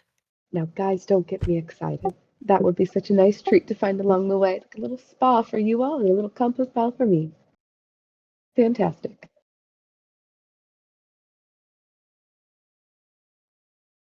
In that case, I am going to, because Forrest is excited about it, I'm going to march carefully, but a little bit, as careful as Benoit can, closer. On his hands and knees. Oh, wow. Okay. So Now, Porus is naturally silent, I will say. Okay. So isn't your armor kind of loud, Benoit? Oh, it's very loud. Benoit, I know that this is we're coming to terms with the dirt a bit, but would you prefer I just scuttle over myself? Would that be better for you? I was looking for things. Yes, please. I was just looking on the ground. Yes, please. I will wait back here. That's a really good pile of dirt over there if you want to look at that one too. That one's good too. He walks over to the pile of dirt and you see him like picking up stuff and kind of sorting through it. I'm just imagining like pots and pan kind of clanging sounds while it's like, okay, You're trying too hard. it's alright. Oh, that's funny. All right. So, just so I understand, both of you kind of sneaking toward this skull on the rock? I think just Porus is going. Just Porus is going up there, but while staying back behind the thing. Okay, got it. I think Ramaris is also going Oh, up with okay. Porus. Yeah. Sorry, Mars. Are you going at the same time? Is one going to get there first? Porus is Same going time. at Porus's pace. Yeah, I think same time's fine. No rush. Okay. So you guys get there, whoever wants to get there, and you see this skull, and the skull looks like a normal human skull. And it's pointing off in deeper into the forest. Looks like a normal skull. Should we just yell at them that it's a normal skull? I don't get the point. I think it's just pointing deeper. I think we should continue to Should say follow it. facing in a certain direction. How's that? Mm-hmm. Yeah. Should we go by ourselves? Guys, come on. Like, Ramaris is gonna shout. I feel like if we're just gonna do That's it, funny. we should do it, right? All right, You know? Ramar just shouts, stands I up, think we shouts should just out. do it. Love There's the two word. skulls. Nobody's ambushed us yet. And I'm feeling I- fatalistic today. You It's startled a not bluebird, which squawks and flies away. I'll okay. shrug and get up and just follow you. Hello, tree. Hello, tree. Hello, tree. Hello, skull. In typical Porus fashion. And then just- Ramaris is gonna reach out and pick Trees up respond. the skull. You're picking up the skull. All right, roll two. No, you're fine. It's just a regular skull, and you're holding it. So it looks like it's very well cleaned, maybe by age, but doesn't look yellowed, so it doesn't look too old. But it's just a very well cleaned, intact skull. Mm-hmm. And he'll kind of like pick it up and be like, "All right, so where are we going? That way? We're going that way, guys." Okay, so you're following the direction it looks. Ramaris will, at least. All right, anybody with her? Or with him? Sorry. Yeah, okay, so you're all heading out, and Ramaris is leading the way, I suppose. You're heading out. And eventually, after a bit, it's the same kind of game. Regular skull, you find it. I'm sure you check the skull out. Regular skull. Faces again to another one. There's 3 skulls altogether, which lead you quite a ways into the forest. So it's basically someone's way to find their way back to this thing. As you check the skulls, are you putting them back the way they were? No, I think Ramaris took Yorick with him. Oh, okay. That's okay. Got it. And the last skull is facing, and when you walk that way, you do come to a little cottage. Isn't that cute? Isn't that sweet? So you come to a little cottage. Is it gingerbread? No. It is skulls. That's what you see. So a little cottage That's very built common. mainly of wooden structures and this kind of red clay stuff with a bunch of skulls set in it. And the skulls all, like the other ones, look all very intact, all very clean, all have some kind of, not really gems, maybe rocks, maybe whatever, maybe some bits of like quartz and relatively worthless gems, some catch the light, some sparkle. So yeah, various bits of gems in there. Some have different colors, some have like pink gems, they try to match the eyes. So Oh. yeah, it's a very like that. Yeah, it's a very interesting little bone house place. Well, we found what the That's skull frightening. led to. That post is better than mine. Oh my god, that's epic. Looks like we can go back to the road now. Looks I wonder pretty. if we just There you skeleton go. to open it. What's that? Oh, I was just wondering about the skeleton key. I left mine back at home. Oh, I'm all about real estate, though. We could definitely acquire this if no one's home. I don't think that's how that works. Great piece of property. I think it's kind of it's gonna need some like serious reno, like total. I don't know. It's I just just down to don't strict to the really. bones. Yeah. Yeah, I don't understand why you would build with bones. They don't seem like a very durable building material.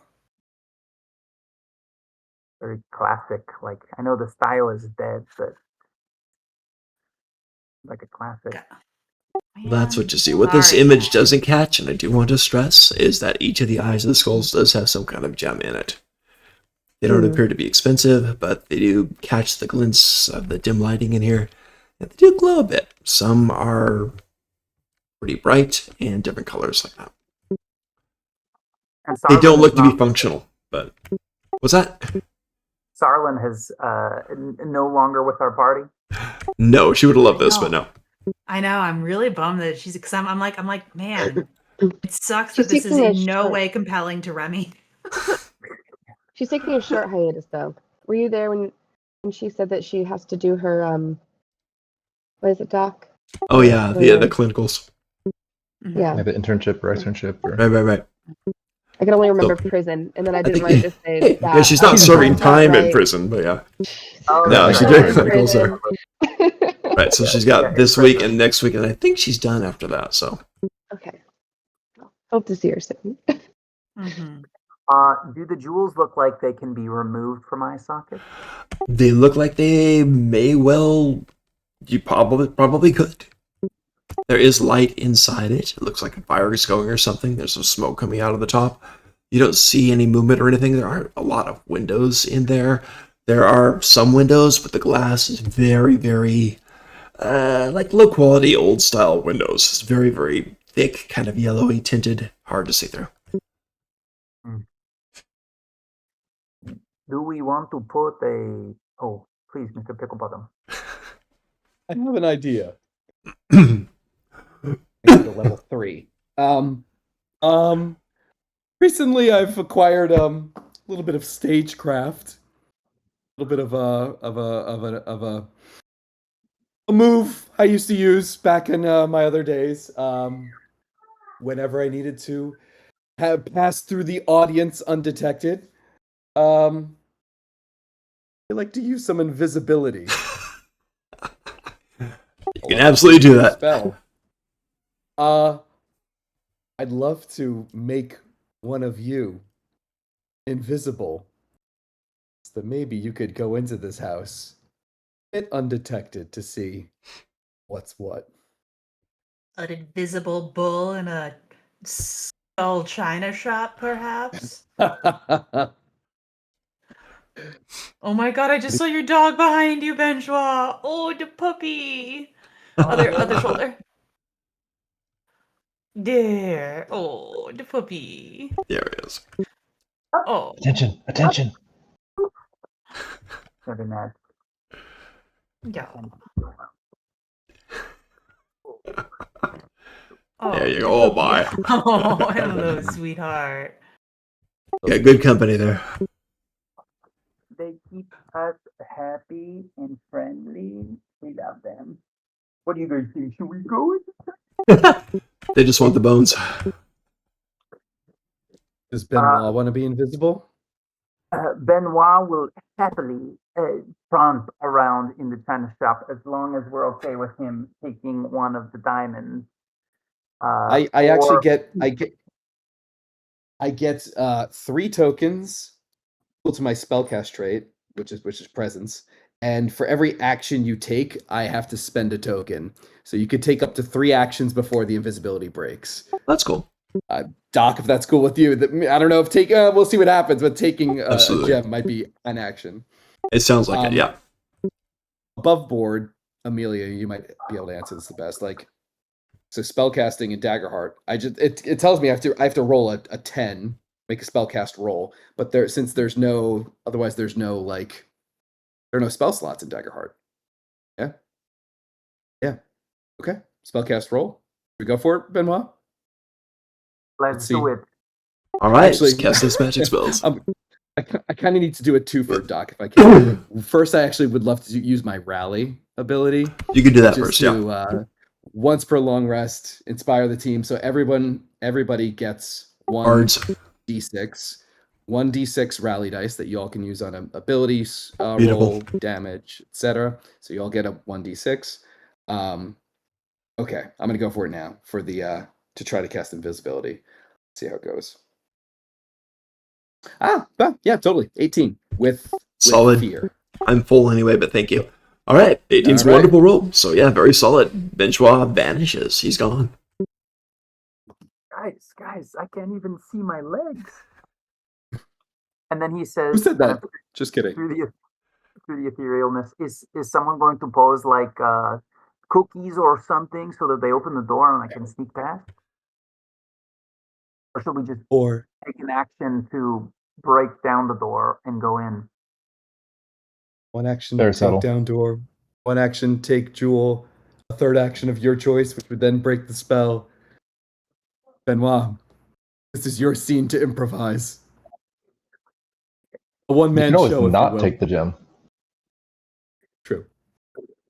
Benoit is going to approach and, without thinking, I guess making the clank as you walk.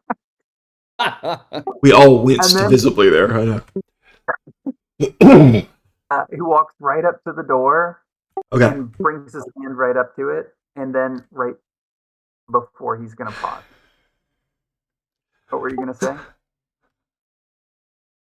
Me nothing. I don't know. Okay. So he pulls right up to the door and is going to just give it a general inspection really quick. Okay. And is looking for any sort of like doorknobs, like lock things that he could get in, or maybe even if he could just open the door. Okay, it looks like a regular kind of cottage door. It's got the turn knob on the outside.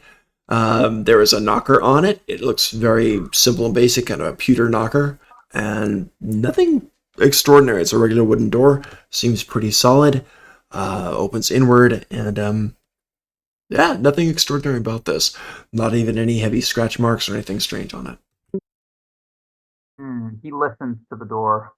See if he can hear Interesting. something. Okay, in that case, and this does not count as an action, you're okay. In that case, let's go ahead and roll it. Let's go ahead if you want to do a probably instinct on this, I guess.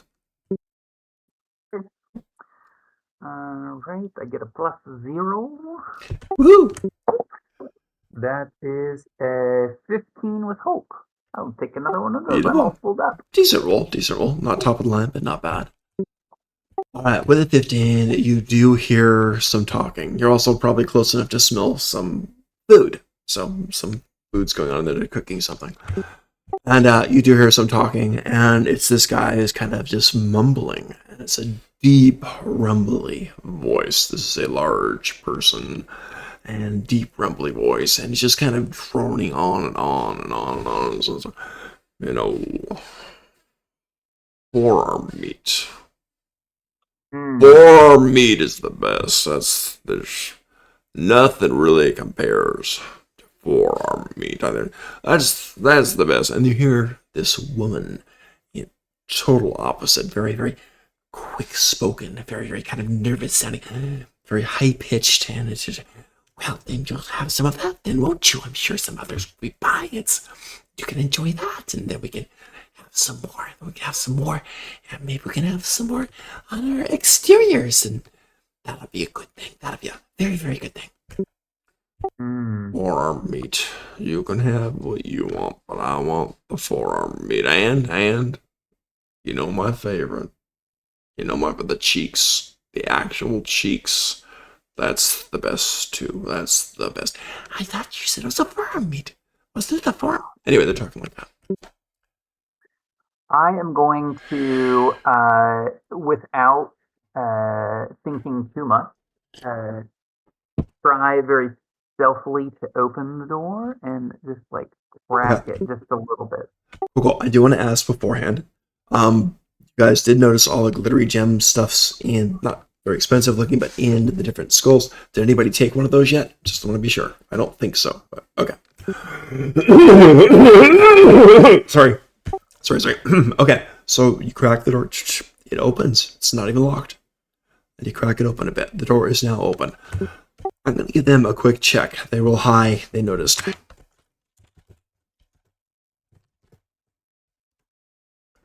15, not high enough in this case. So it's open. The door is now open. Okay. With the door open, I probably can smell the smells and hear the hears a little bit better. Yeah, I And think is I'm going I- to count the door opening as one of your invisibility tricks. Okay. Okay. As he kind of peeks in, what does the inside of the cottage look like? Remarkably quaint. The inside of the cottage looks pretty darn nice. Now you get to see the denizens. Here's roughly what they look like. The first is the guy who... Sorry, the guy who was deep, rumbly voice. Looks like a huge humanoid naked mole rat. And he's there and he's waiting for the food. He's not actually eating yet, but it's a fairly homey cottage. The food's cooking. And the one who's making the food... And, AI art, sorry about that. But the one who's making... There's no lady there's no human lady in there. It's this really tall, spindly, ancient looking, maybe once an elven woman. And she's just like skin and bones, very tall, kind of hunched over. And even in this place, probably about like 7.5 feet tall, hunched over in this place as she's stirring the food there. Are there any... Oh, go ahead. Sorry. You do notice a few other things. There's the food stores and stuff, and it looks very quaint and nice. And you do see kind of a mortar pestle type of setup thing there. Just kind of glance over it. A little disconcerting because there are several bones, probably humanoid bones, next to it that she's grinding into the flour for that. Mm. Yeah. He does And there's not a want kettle to on. die. And a kettle on. Is there any And a kettle like on. MacGuffin-looking things that are exciting, like shiny, with that would attract my attention right away? No, not really. Not anything amazing or interesting otherwise. It looks almost like a weird, very domestic thing here, except for the human bones that they grind up from time to time for their uses. Okay. But I'm going to step inside and You're in. quietly, like listen to their conversations for additional motifs before I am going to make a presence roll. Do I Okay. hear anything additional besides forearm meat and bones and death?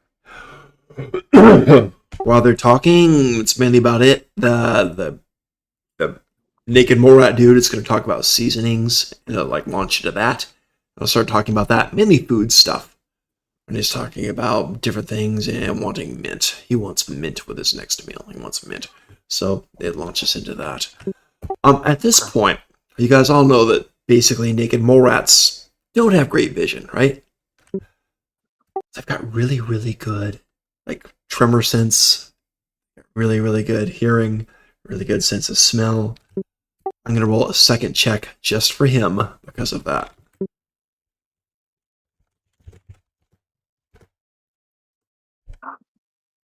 Nope! He's too into his food. He's so into a little bit of drool just kind of sneaks out of his chin as he's talking and drawing on. So I am going to draw upon my bold presence, and I can spend a hope to add my strength to my presence and my bold presence ability. I can do that once per short rest. I'm going to burn a hope here. And now my presence is +3. The naked mole rat. Naked mole rat. Yeah, that's funny. Oh my god. Imagine that. That is... That's so funny. The peculiar zoo. Wow.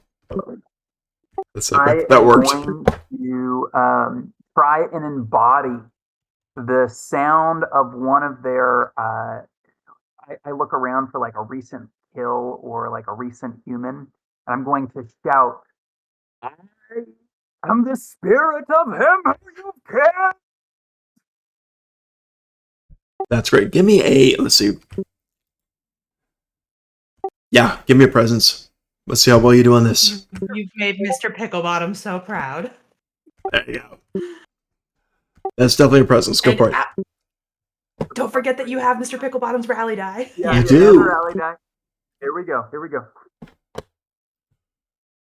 So we're gonna roll all three here, and that is an 18 plus 6, but with fear. Jesus, So that that's is solid. 18 plus Oh, 6 this is could be 24 Yeah. with fear. And Hugely my solid. goal is to communicate that I am going to haunt this house for the rest of your godforsaken lives. Unless you leave and never come back. And I want to shout that at the top of my lungs, and then I'm going to start bowling. Like, I'm just going to turn into a bowl in a china shop and knocking stuff over. That's number 3. Okay, so you basically are just and you come visible when you're doing this. Now, when you say that thing about the haunting forever and stuff like this, you sound like one of the spirits there. A few weird things happen. First of all, he stands up, and it takes him a moment. He's kind of lumbering and plump, and he just stands up for a bit. Lady Threadbare just kind of turns, just whips around, moving very quickly. Well, they're both highly alerted, of course. You become visible, things are flying over, they're not sure what got there first. And you said you'd haunt the place forever. As you say this, several of the skulls, you people on the outside who hear all this stuff going on, obviously he's yelling this. And you see several of the skulls on the outside trying to take credit. Their eyes are starting to glow a bit, saying, I did that, it's me. No, it's me, I want to haunt the place. They're starting to like vie for it and trying to get into it and trying to drive them out as well. So this thing is kind of working that way. I'm gonna go ahead now. What did you roll? 18 for your base plus 6, right? 18 plus 6 this year. Absolutely huge.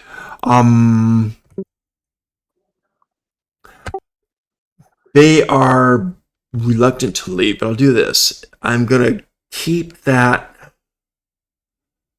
Yeah, I'm gonna give it to you. So the 24, and I'm gonna roll for both of them. So nobody can hit the 24 with the d20s, but I'm gonna roll for both of them anyway. If I fail it, they're gonna take a stress each as they fight to stay. So here we go. I didn't even add my plus 3 to that.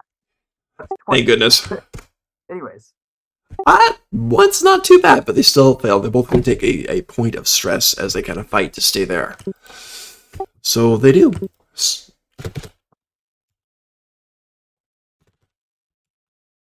They're not quite going to vacate. I'm going to have Crinkle. That's Mr. Crinkle. The first one is he actually walks out of the house, kind of lumbering out of the house. Lady Threadbare is right behind him. She's staying there.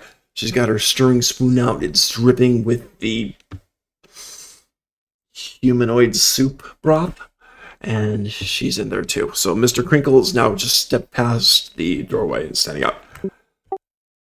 Mars, what's up? Can't hear ya. As soon as Bull and China Shop noises start, like I don't know what the inciting incident is in there. I can't see inside this house, I think. And so I think Ramaris would, as soon as those noises start, he would have started moving towards the house. And would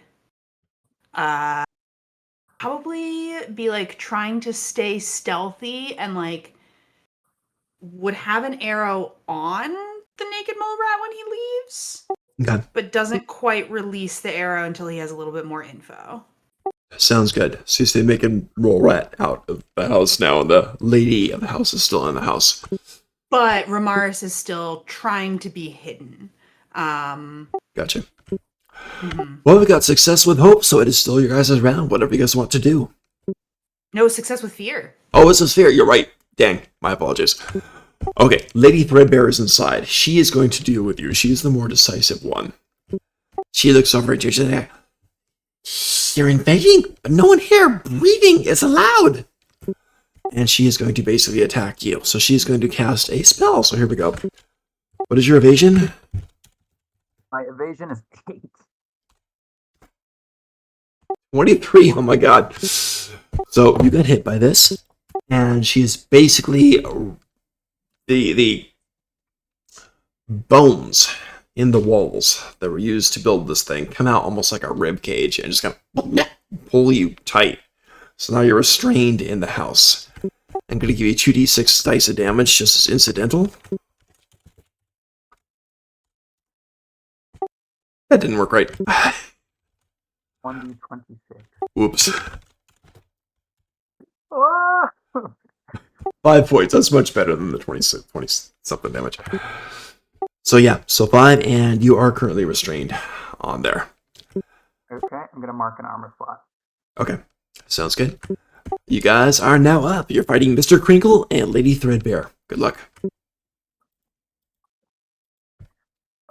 I would. I'll go ahead and loose the arrow that I had knocked against Perfect. the naked mole rat. Okay. I'm going to use my first level 3 situation. As Remy is drawing his bow, a sickly green energy flows from his fingers along the arrow and coalesces around the head. And when he releases it, there's a streak of green energy that flies behind the arrow. That is a 15 with hope. You got Mr. Crinkle. Cool. And so then I deal d6 plus 4 magic damage using proficiency. Additionally, mark 2 or more stress to make them permanently corroded. So I'm going to do that. I'm going to mark. Sounds so gross, by the way. I'm feeling good after being de-stressed earlier. 1, 2. No, I'm not going to do that. That would be dumb. I'm going to mark 2 stress to assign a -1 penalty to their difficulty. Which I think, does that impact the HP they have? What does difficulty determine for NP or for like enemies in Daggerheart? Difficulty in sorry, losing me a little bit. It says when this hits, when corrosive projectile hits, mark 2 or more stress to make them permanently corroded. While a target is corroded, they gain a -1 penalty to their difficulty. And if I recall correctly, the difficulty like either tells you how much damage they do or like what their health is or something like that. I think it's more related to armor class. Reading the tooltip, it says when you make an action roll, the roll will have a difficulty, the number you need to reach or exceed when you roll. Ah, okay. So it's their evasion effectively. Okay, yeah. Penalty to difficulty for tactical maneuvers, like it depends on a few things too. Okay. Well, it's got a -1 to its difficulty. And then also Beautiful. I get to roll damage dice, which I forgot about. Wow. I get to roll 2. And we're proficiency 2 now, right? Yes. Okay, so I get to roll 2d6 plus 4, and so that is 9 damage and -1 to difficulty. And then Remy's gonna retreat. And you made that permanent, so you can't like remove it with a yeah. Okay. That it is permanent. Perfect. All right. Weird thing about this guy, he has no armor. It's all just layers of flabby skin, rolls of it. So yeah. Now some of those rolls have dissolved now. Ew. That's gross. External surgery. Okay. Kind of gross. Okay. He screams. He just shrieks. Just really sharp, short shriek. And he is wounded. And with hope. So exactly. Keep going. I'll go. I think I got some things that would benefit doing earlier. I will use my hope feature, No Mercy. I can spend 3 hope to get a +1 bonus to my attack rolls till the next rest.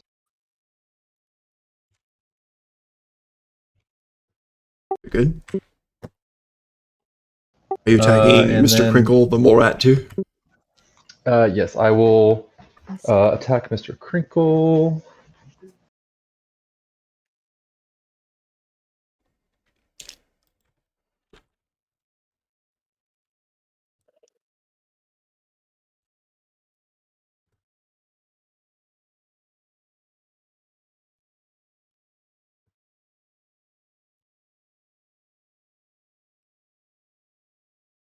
That is a 14 with hope. You got him.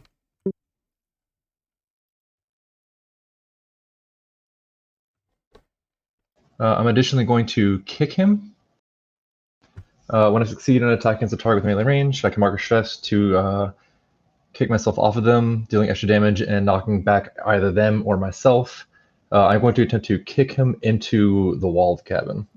You got it. Go for it.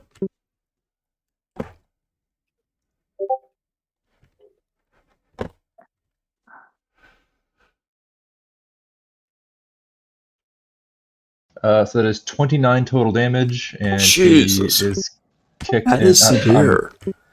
I rolled well, and 29? I'm a That is fighter. heavy. I'm good at doing It's damage. true. That's like my You thing. absolutely are. Yeah, it was a 19 for the partisan and a 10 for the kick. That halberd is just shredding through the fat. It's just gross, like like a knife through butter, right? Gross. All right, so you're slamming him back into the walls, or you're kicking backwards, or Yeah, I am kicking him into the wall. into the walls. Okay. And then I'm going to kind of press the advantage and move back into melee range, but that's my only attack for the round. Okay. While you kicked him back into the walls, several of the skulls he hit against there did shatter, and they like cried out, and their gems kind of fall down to the ground. So they're shattered. He is badly cut, but he's kind of looking back at all the shattered skulls there and the broken gems. He's more upset about that than he is all the blood oozing from his wounds. And he like literally with both hands grabs it and tries to push it together to try to heal again. All right.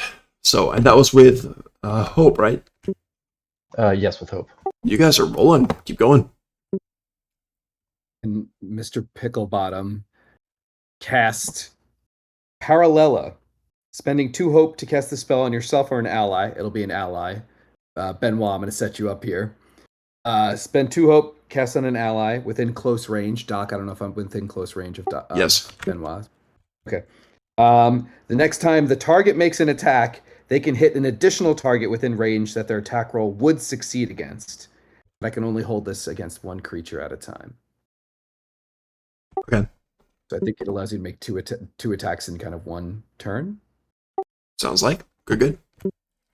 Cool. See how we might make it work. I think it's use the same attack against 2 targets, right? It was like if Correcto, the number correcto, will hit exactly. the second target. Yeah, Yeah. so you can do that. So I guess we're attacking the mole rat, and it goes woof, back through to Miss Threadbare. Or yeah.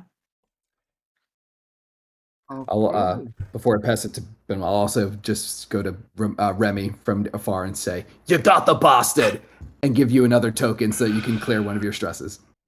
Oh, thank you. There you go. Did you have to roll to cast that spell? No, I spending think 2 hope. once a day. Yeah. Then you haven't taken an action yet. It's still your turn if you want it to be. Yeah. There's no I'll fear. There's fire- no fail.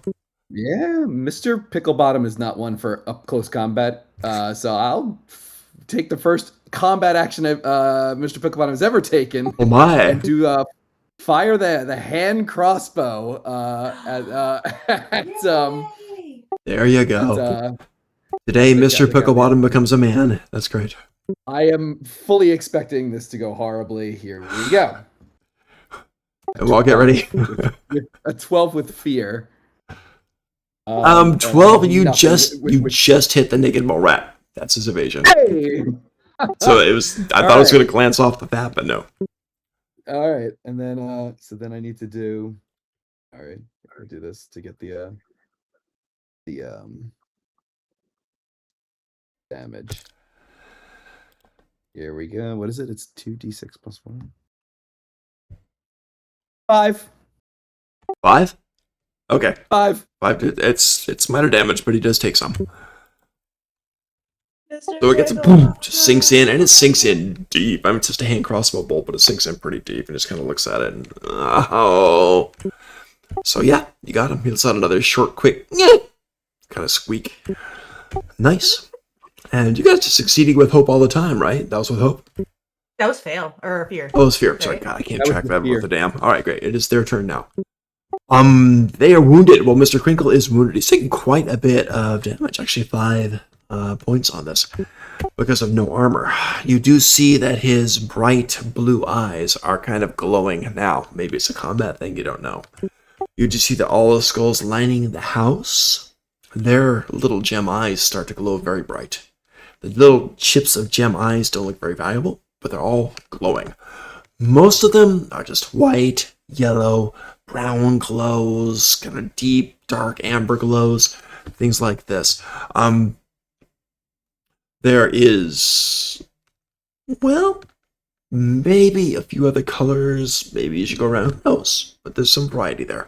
Most are, like I said, yellowish, more brownish, some crystal clear, glowing eyes as this combat is going on. It looks like the house is kind of coming to life that way. So his eyes are glowing bright blue. It's their turn, and what happens initially right away? 3 of those damage points from Mr. Crinkle, that's his name, the naked mole rat, the wounds just start to heal. The fat that he was pushing together after Gerard opened him up starts to heal, starts to stitch together just incidentally on their turn. So he's still taking about half the damage, but 3 of those points are now healed. And then he just kind of looks at you guys with his big buck teeth, and he just... No, this is not the way... I'm sorry, different words. This is not the way it's gonna go. This is the way it's gonna go. And he stomps his foot. And up from the ground... the tremor sense of the naked mole rat, and up from the ground comes all these spiky bits of stone out of the dirt and just boom into all you guys within close range. The house itself is stabbed into its kind of red clay, and you guys are also all stabbed. Everybody in range, this is an attack for you guys. Hopefully it doesn't hit you. Here we go. What is it? Close range or? It is close range. You're farther away. You're the yeah. In the house too? What's that? Inside the house as well, or just Inside the house as well, right through the floorboard, just slamming up. So 21, so that hits pretty much everybody. Damage done.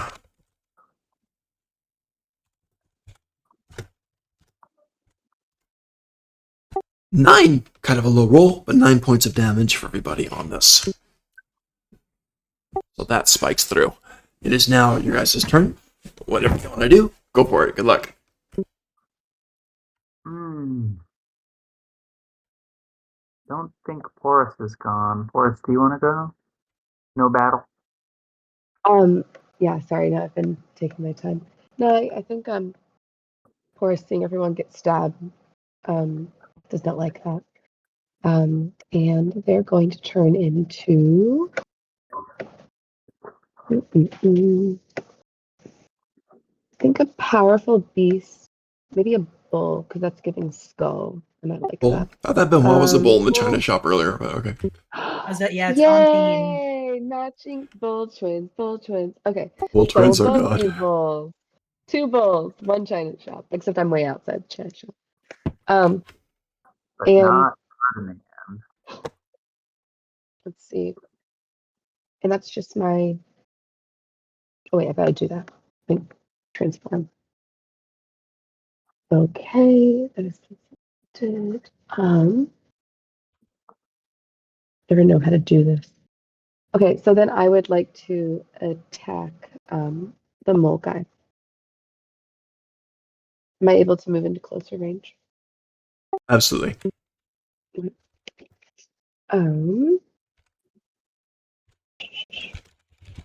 Okay, I see. Sorry, I'm just like, okay. I always forget how to attack on here. We go over this every time. Just the 2 dice, the 2 d12s, Just the 2 dice. Okay. plus whatever you got. Doesn't that add I think it would be Strength insight or something to it? Or, oh no, I guess. Oh yeah, as your wild form, it would be whatever that is. I think Probably it's just strength. Okay, here we go. Oh, so strength, yes. Yeah. For a bull, yeah. A 23 with hope.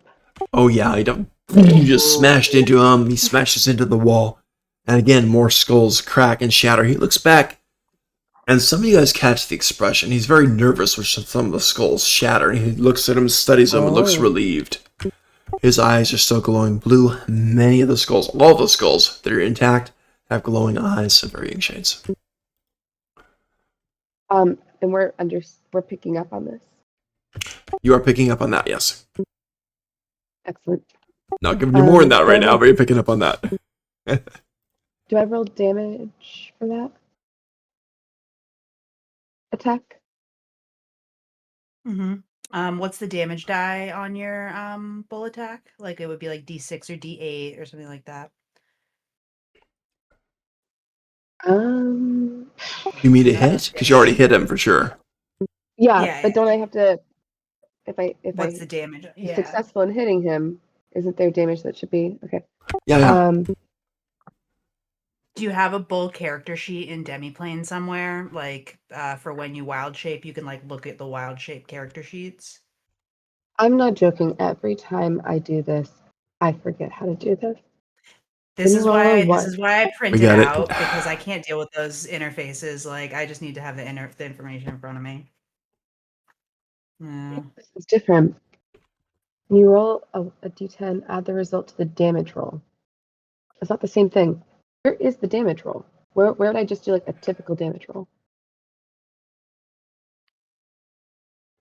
Is that also just a duality die? No, that wouldn't make sense. Not for Connor, the are you looking damage. this up? I can hear you typing. Are you looking this up? I can hear you typing. Yeah. Oh. Here we go. So you got the large beast damage on there. Base form on that is like D8 plus 10. It can go up that high, so we could do that for a bear or dinosaur type of thing like Okay, that. I just saw it. Sorry, it's under my secondary weapon, I guess. There you go. Weird. Okay, so then it would be 2D. I'm sorry, guys. Yeah, you're right. The You're good. interface is not. It's a 2d10 plus 17. 4 physical. Nice.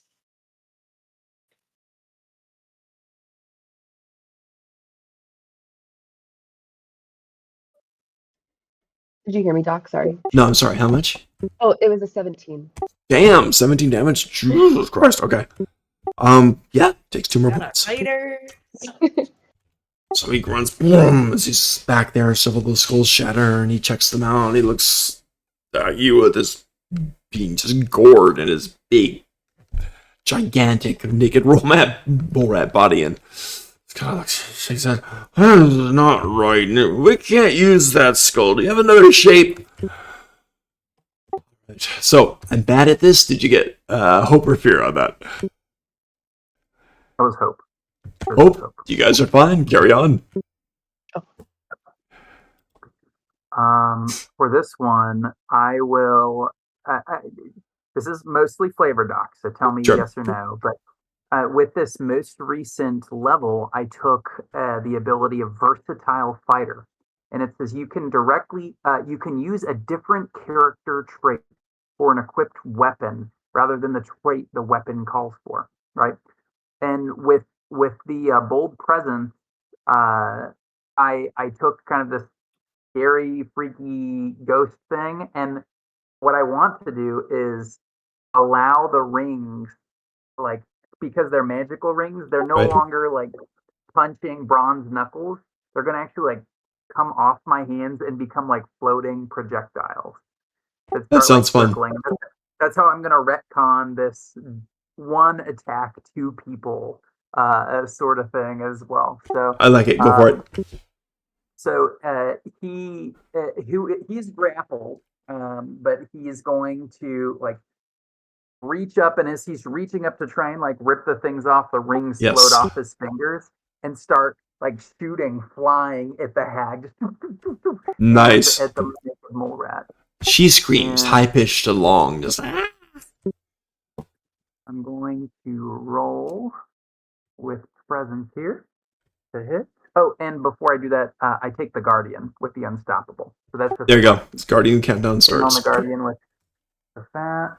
Let me do this so I don't miss on anything. What's your Guardian countdown to this level? Is it still 4 or something? Or At level 5, it increases to a d6. So it's Beautiful. still 4. All right. We are rolling with just a +3. And that is a 14 plus 3, so 17 with hope. You got Mr. Crinkle, but you did not get Lady Threadbare, who's just like dodging like a ninja. Okay. Then I'm going to, when you deal damage to Mr. What's his name, you can mark a stress to use the maximum result of one of your damage die instead of rolling it. Solid. So I will automatically do 10, but I will roll the second damage die. Got it. Mr. Naked Mole Rat. And so 10 plus 3 plus 6. So 19 magical Got it. damage. You got it into the top tier damage. 3 points for him. All right, and I'll increase He my gasps stop his to rage, just starts firing through his body and popping out in different places to return to you. like Transformers, and my fingers like join back on. There you go. He is hurting. Yeah, so you guys are doing good. Again, was that hope or fear? That was with hope. Roll 1.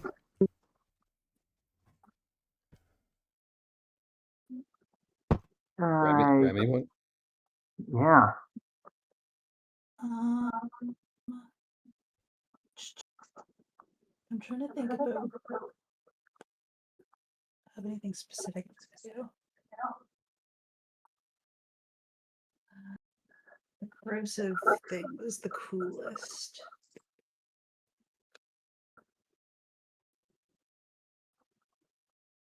I got something I can do while you look that up. Yeah, go for it, please.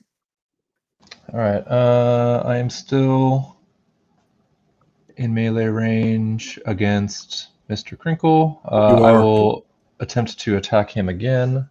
Go for it.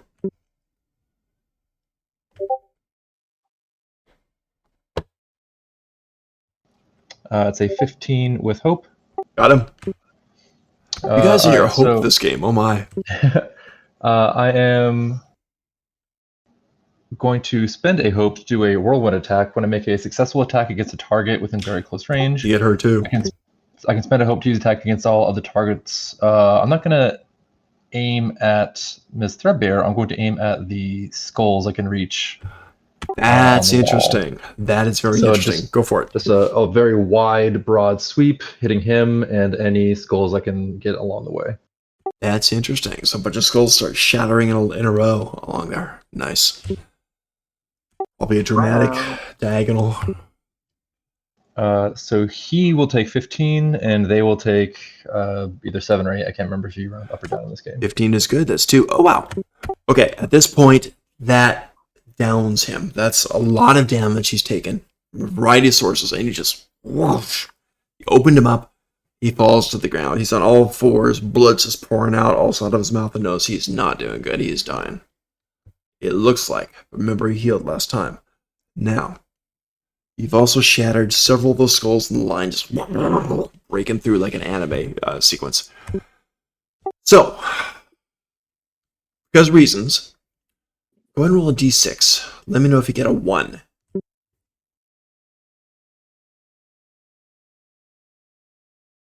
All of us are just 4. 4, okay. So it was a random thing here, right? So, shattered several skulls. He's looking over there, and he's more concerned with the skulls than he is being opened up and about to die. His eyes are glowing bright blue. The skull's eyes, different colors on there.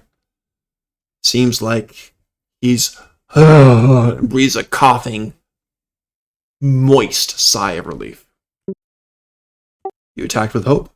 You guys still have the spotlight. I did. I would like to go. Do any of the skulls in the wall have blue eyes as well? You can check that out when you have a chance. Do you want to spend around doing that? I'm happy to let you do that. Like to Yeah, it won't. like, I don't think I have to roll for it at all. So You will have to roll for this one. This one is a roll. okay, I'll wait for it To then. try and knock down as many skulls as possible. Yeah, I'll wait for next round. Yeah, random is random. It would be a d6, and if you get a 1, you get that. Yeah. I would love to help you do that.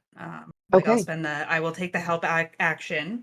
If we're going for a bow in the china shop, like, let's just get these like horns going. Yeah. And I have a new ability related to that. I've been waiting for Skull smashing. well, this is called tactician. Oh, When you help an ally, so I'm taking the help action. I'm spending a hope. I think that's how that works, right? Take the help yeah. action. Which here it is. You get a d6 on your roll, and then also because of tactician, if you spend a hope, you can also add my +3 I'll show them experience. But that's only if you want to spend one of your hopes. But if you don't, you still get the extra d6 from the help action. Okay. And so this is, I can apply that wherever.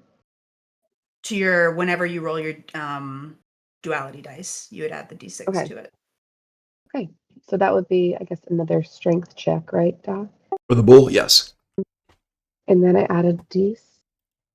Okay. And so I'm imagining that I'm like jumping on the bull to like ride it towards the house. And then using my tactician eyes to point out like a line of skulls that could be efficiently smashed. Sounds good. And that is the help action I give you. Sounds good. Beautiful. So see if you can hit the broadside of a barn. Literally, it's a boom. This evasion is going to be a 6. It's a 20 with hope. Yeah, just smash right into the wall. I just want to know if I could get, like, I guess my thought was I wanted to like rake my horns down the side of it. That was also what I was thinking, and so I was pointing out like a good path of skulls and like that you could like get with your horns. Beautiful and nasty. It's like Gerard carving with a diagonal slash there. You're doing the same type of thing with raking with the horns. So all these skulls are just shattering, and they're kind of crying out as they fall in pieces, and the gems are falling out of their eyes like tears. Give me a d6. Let me know if you get a 1. Okay. I think we won a 1, so fingers crossed. I got a 1. You got a 1? Oh my god. Okay. Now you get to roll a d2. You can roll that wherever you want, or just a d6, and 1, 2, 3 is 1, 4, 5, 6 is the other. 1, 2, 3 is Mr. Crinkle. Okay. 4, 5, or 6 is Miss Threadbare. Okay. I'll let.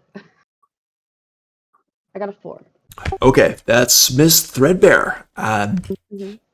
You get to go. Damn, she had some fun attacks. But anyway, you got Miss Threadbare. She screams, and her glowing bright green eyes extinguish. Vilma, I think you're the only person inside, so you would see this. Nobody else sees this right now. Her bright green eyes just go out, and I mean go out, totally black. Just both eyes completely black, and she just staggers like she has a heart attack. Falls lifeless to the ground. One of the skulls you hit had these glowing green eyes, and it just shatters, and the 2 gems fall to the ground. This Threadbare is dead. The naked mole rat does his high pitch shriek in the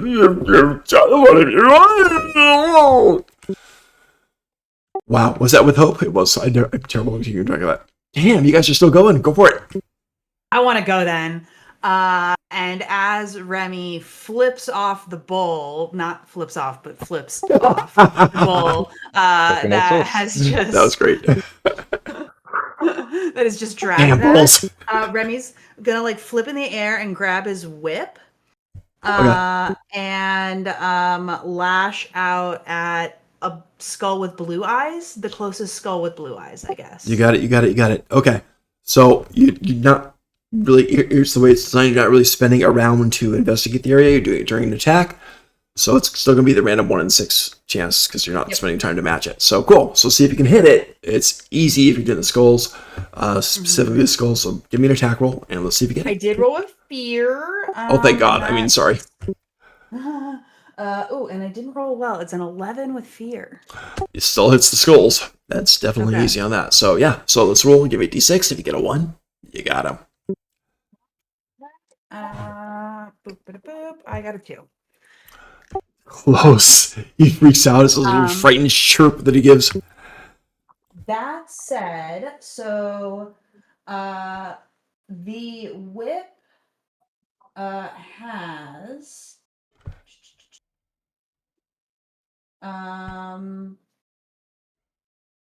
so the whip has a feature, startling, +1 stress to crack the whip and force all enemies within melee range back to close range. Is there a world in which I got myself within melee range and can like crack my whip to like push the mole rat into the wall? You can do that. You can do that. Okay, cool. So, I would like to add 1 stress to crack my whip. absolutely. Force the mole rat back, hitting the wall. He's a big, heavy guy. He's like an easy 500, 600 pound guy. So just staggers back. It's more skulls are cracking under him. He's looking back at the damage he's about to do, more afraid of that than it is himself. And it hits, shatters a whole bunch more skulls, which is your intent, I imagine. So, Yes. And then also, I want to use my fawn kick. I'm going to mark Okay. 1 more stress, which also is I can kick myself off of the target of my attack, dealing an extra 2d6 damage nice. and knocking myself back. So basically, I'm like cracking the whip at 1 skull, frightening the mole rat back, and then kicking off the wall to crack some more skulls. Gotcha. And leaping away. Sounds good. Remember, the mole rat's in bad shape right now anyway, so it's more kind of like kicking him as he rolls into the wall. Uh-huh. Well, I'm kicking the wall to break more skulls when I kick Got off. it. So I don't actually do any direct damage to the mole rat. Okay. I just push him into the wall. Right. I'm going to call that, and the kick, when you're doing that, and you disengage, but you shoved him back into it pretty hard, enough to break skulls. We'll let you roll another d6. Let me know if you get a 1. I got 2 1s. I know you said roll 1d6, but I was already rolling 2 because I was thinking like that. But so I got the 1. You got it. Oh my god. Okay, that hit it, and he hits it, and his head just cracks against a skull, which matches his bright blue glowing eyes, and it shatters with a pop, and just the gems fall out of it. His eyes go completely black. His expression fades. He slumps. All those carvings that he had, Gerard, your slash earlier, just opens up again. He just looks down. Can't even see anymore. Just falls forward, dead. You guys demolished that. Beautiful. They are dead. Yeah. Did they do damage to us? A little bit, very small. I took Okay. 1 armor mark. You only got attacked like once. You guys were rolling with hope all the time. Yeah, I think the spikes. Yeah, You some gotta, days it's only you gotta fear. Today's spend only hope. fear in You're right. You're right. I thought I had more time, but you guys are doing great with those skulls. That said, I do love watching us, so like it's fine. You guys did great. Combats are normally very fear heavy, so that was unusual. Yeah, That's true too. It's true too. What happened? What I I missed? love- Sorry, guys. Important phone We call. won. Welcome back. Did we? Genuinely Oh important. my god, yeah, We are. Ramaris, I gotta say, I took out the mole rat in some sweet fashion. First, we rode Bullporus in, and Bullporus like tore a line through the skulls, getting the exact right skull to take out creepy skelly lady. And then Ramaris then used his whip and then kicked off the wall and cracked his whip at the mole rat to break a bunch more skulls, including the mole rat's life force skull. We just got really good at breaking skulls really fast, and Doc was not ready for it. You cracked some skulls. You did good. Yeah. How did we figure out that skulls were the life force? Gerard Did that picked come up on later? it, I think. Yeah. Yeah, he kept looking back at the wall every time we did damage. Oh, So Yeah, cool. you did it. So nice. I will say, I'm fading a little bit. So Okay, we'll wrap up. Sorry. it's okay. Okay, just a quick wrap up then. Basically, there's 30 cheap gems there that were glowing beautifully, and a bunch of fragments equal to about 3 bags of gold there. There are a whole bunch of skulls that have just gone out, so you've just freed all the dead things there. That's about it. That was a little trap in the woods type of thing like that. We just made the place way safer, and you've taken them out. So nicely done. I was kind of afraid. I thought that was going to kind of stump you guys and do horrible things to you, but you did extremely well, so nicely done. good at cracking skulls. We're all ready to try out our new level 3 stuff. You It's guys like are after good. fighting that like deific avatar, everything else just kind of feels easier. Mm-hmm. We'll never underestimate will them making say- more rats, so yeah. Ramaris has racked up a good deal of stress today, much and like way more stress than he's ever carried through this campaign. And so while we're like looting this place and figuring it out, like he is a little ball of nerves after all of that. But like I think that he's playing it. He's like manic. He's manic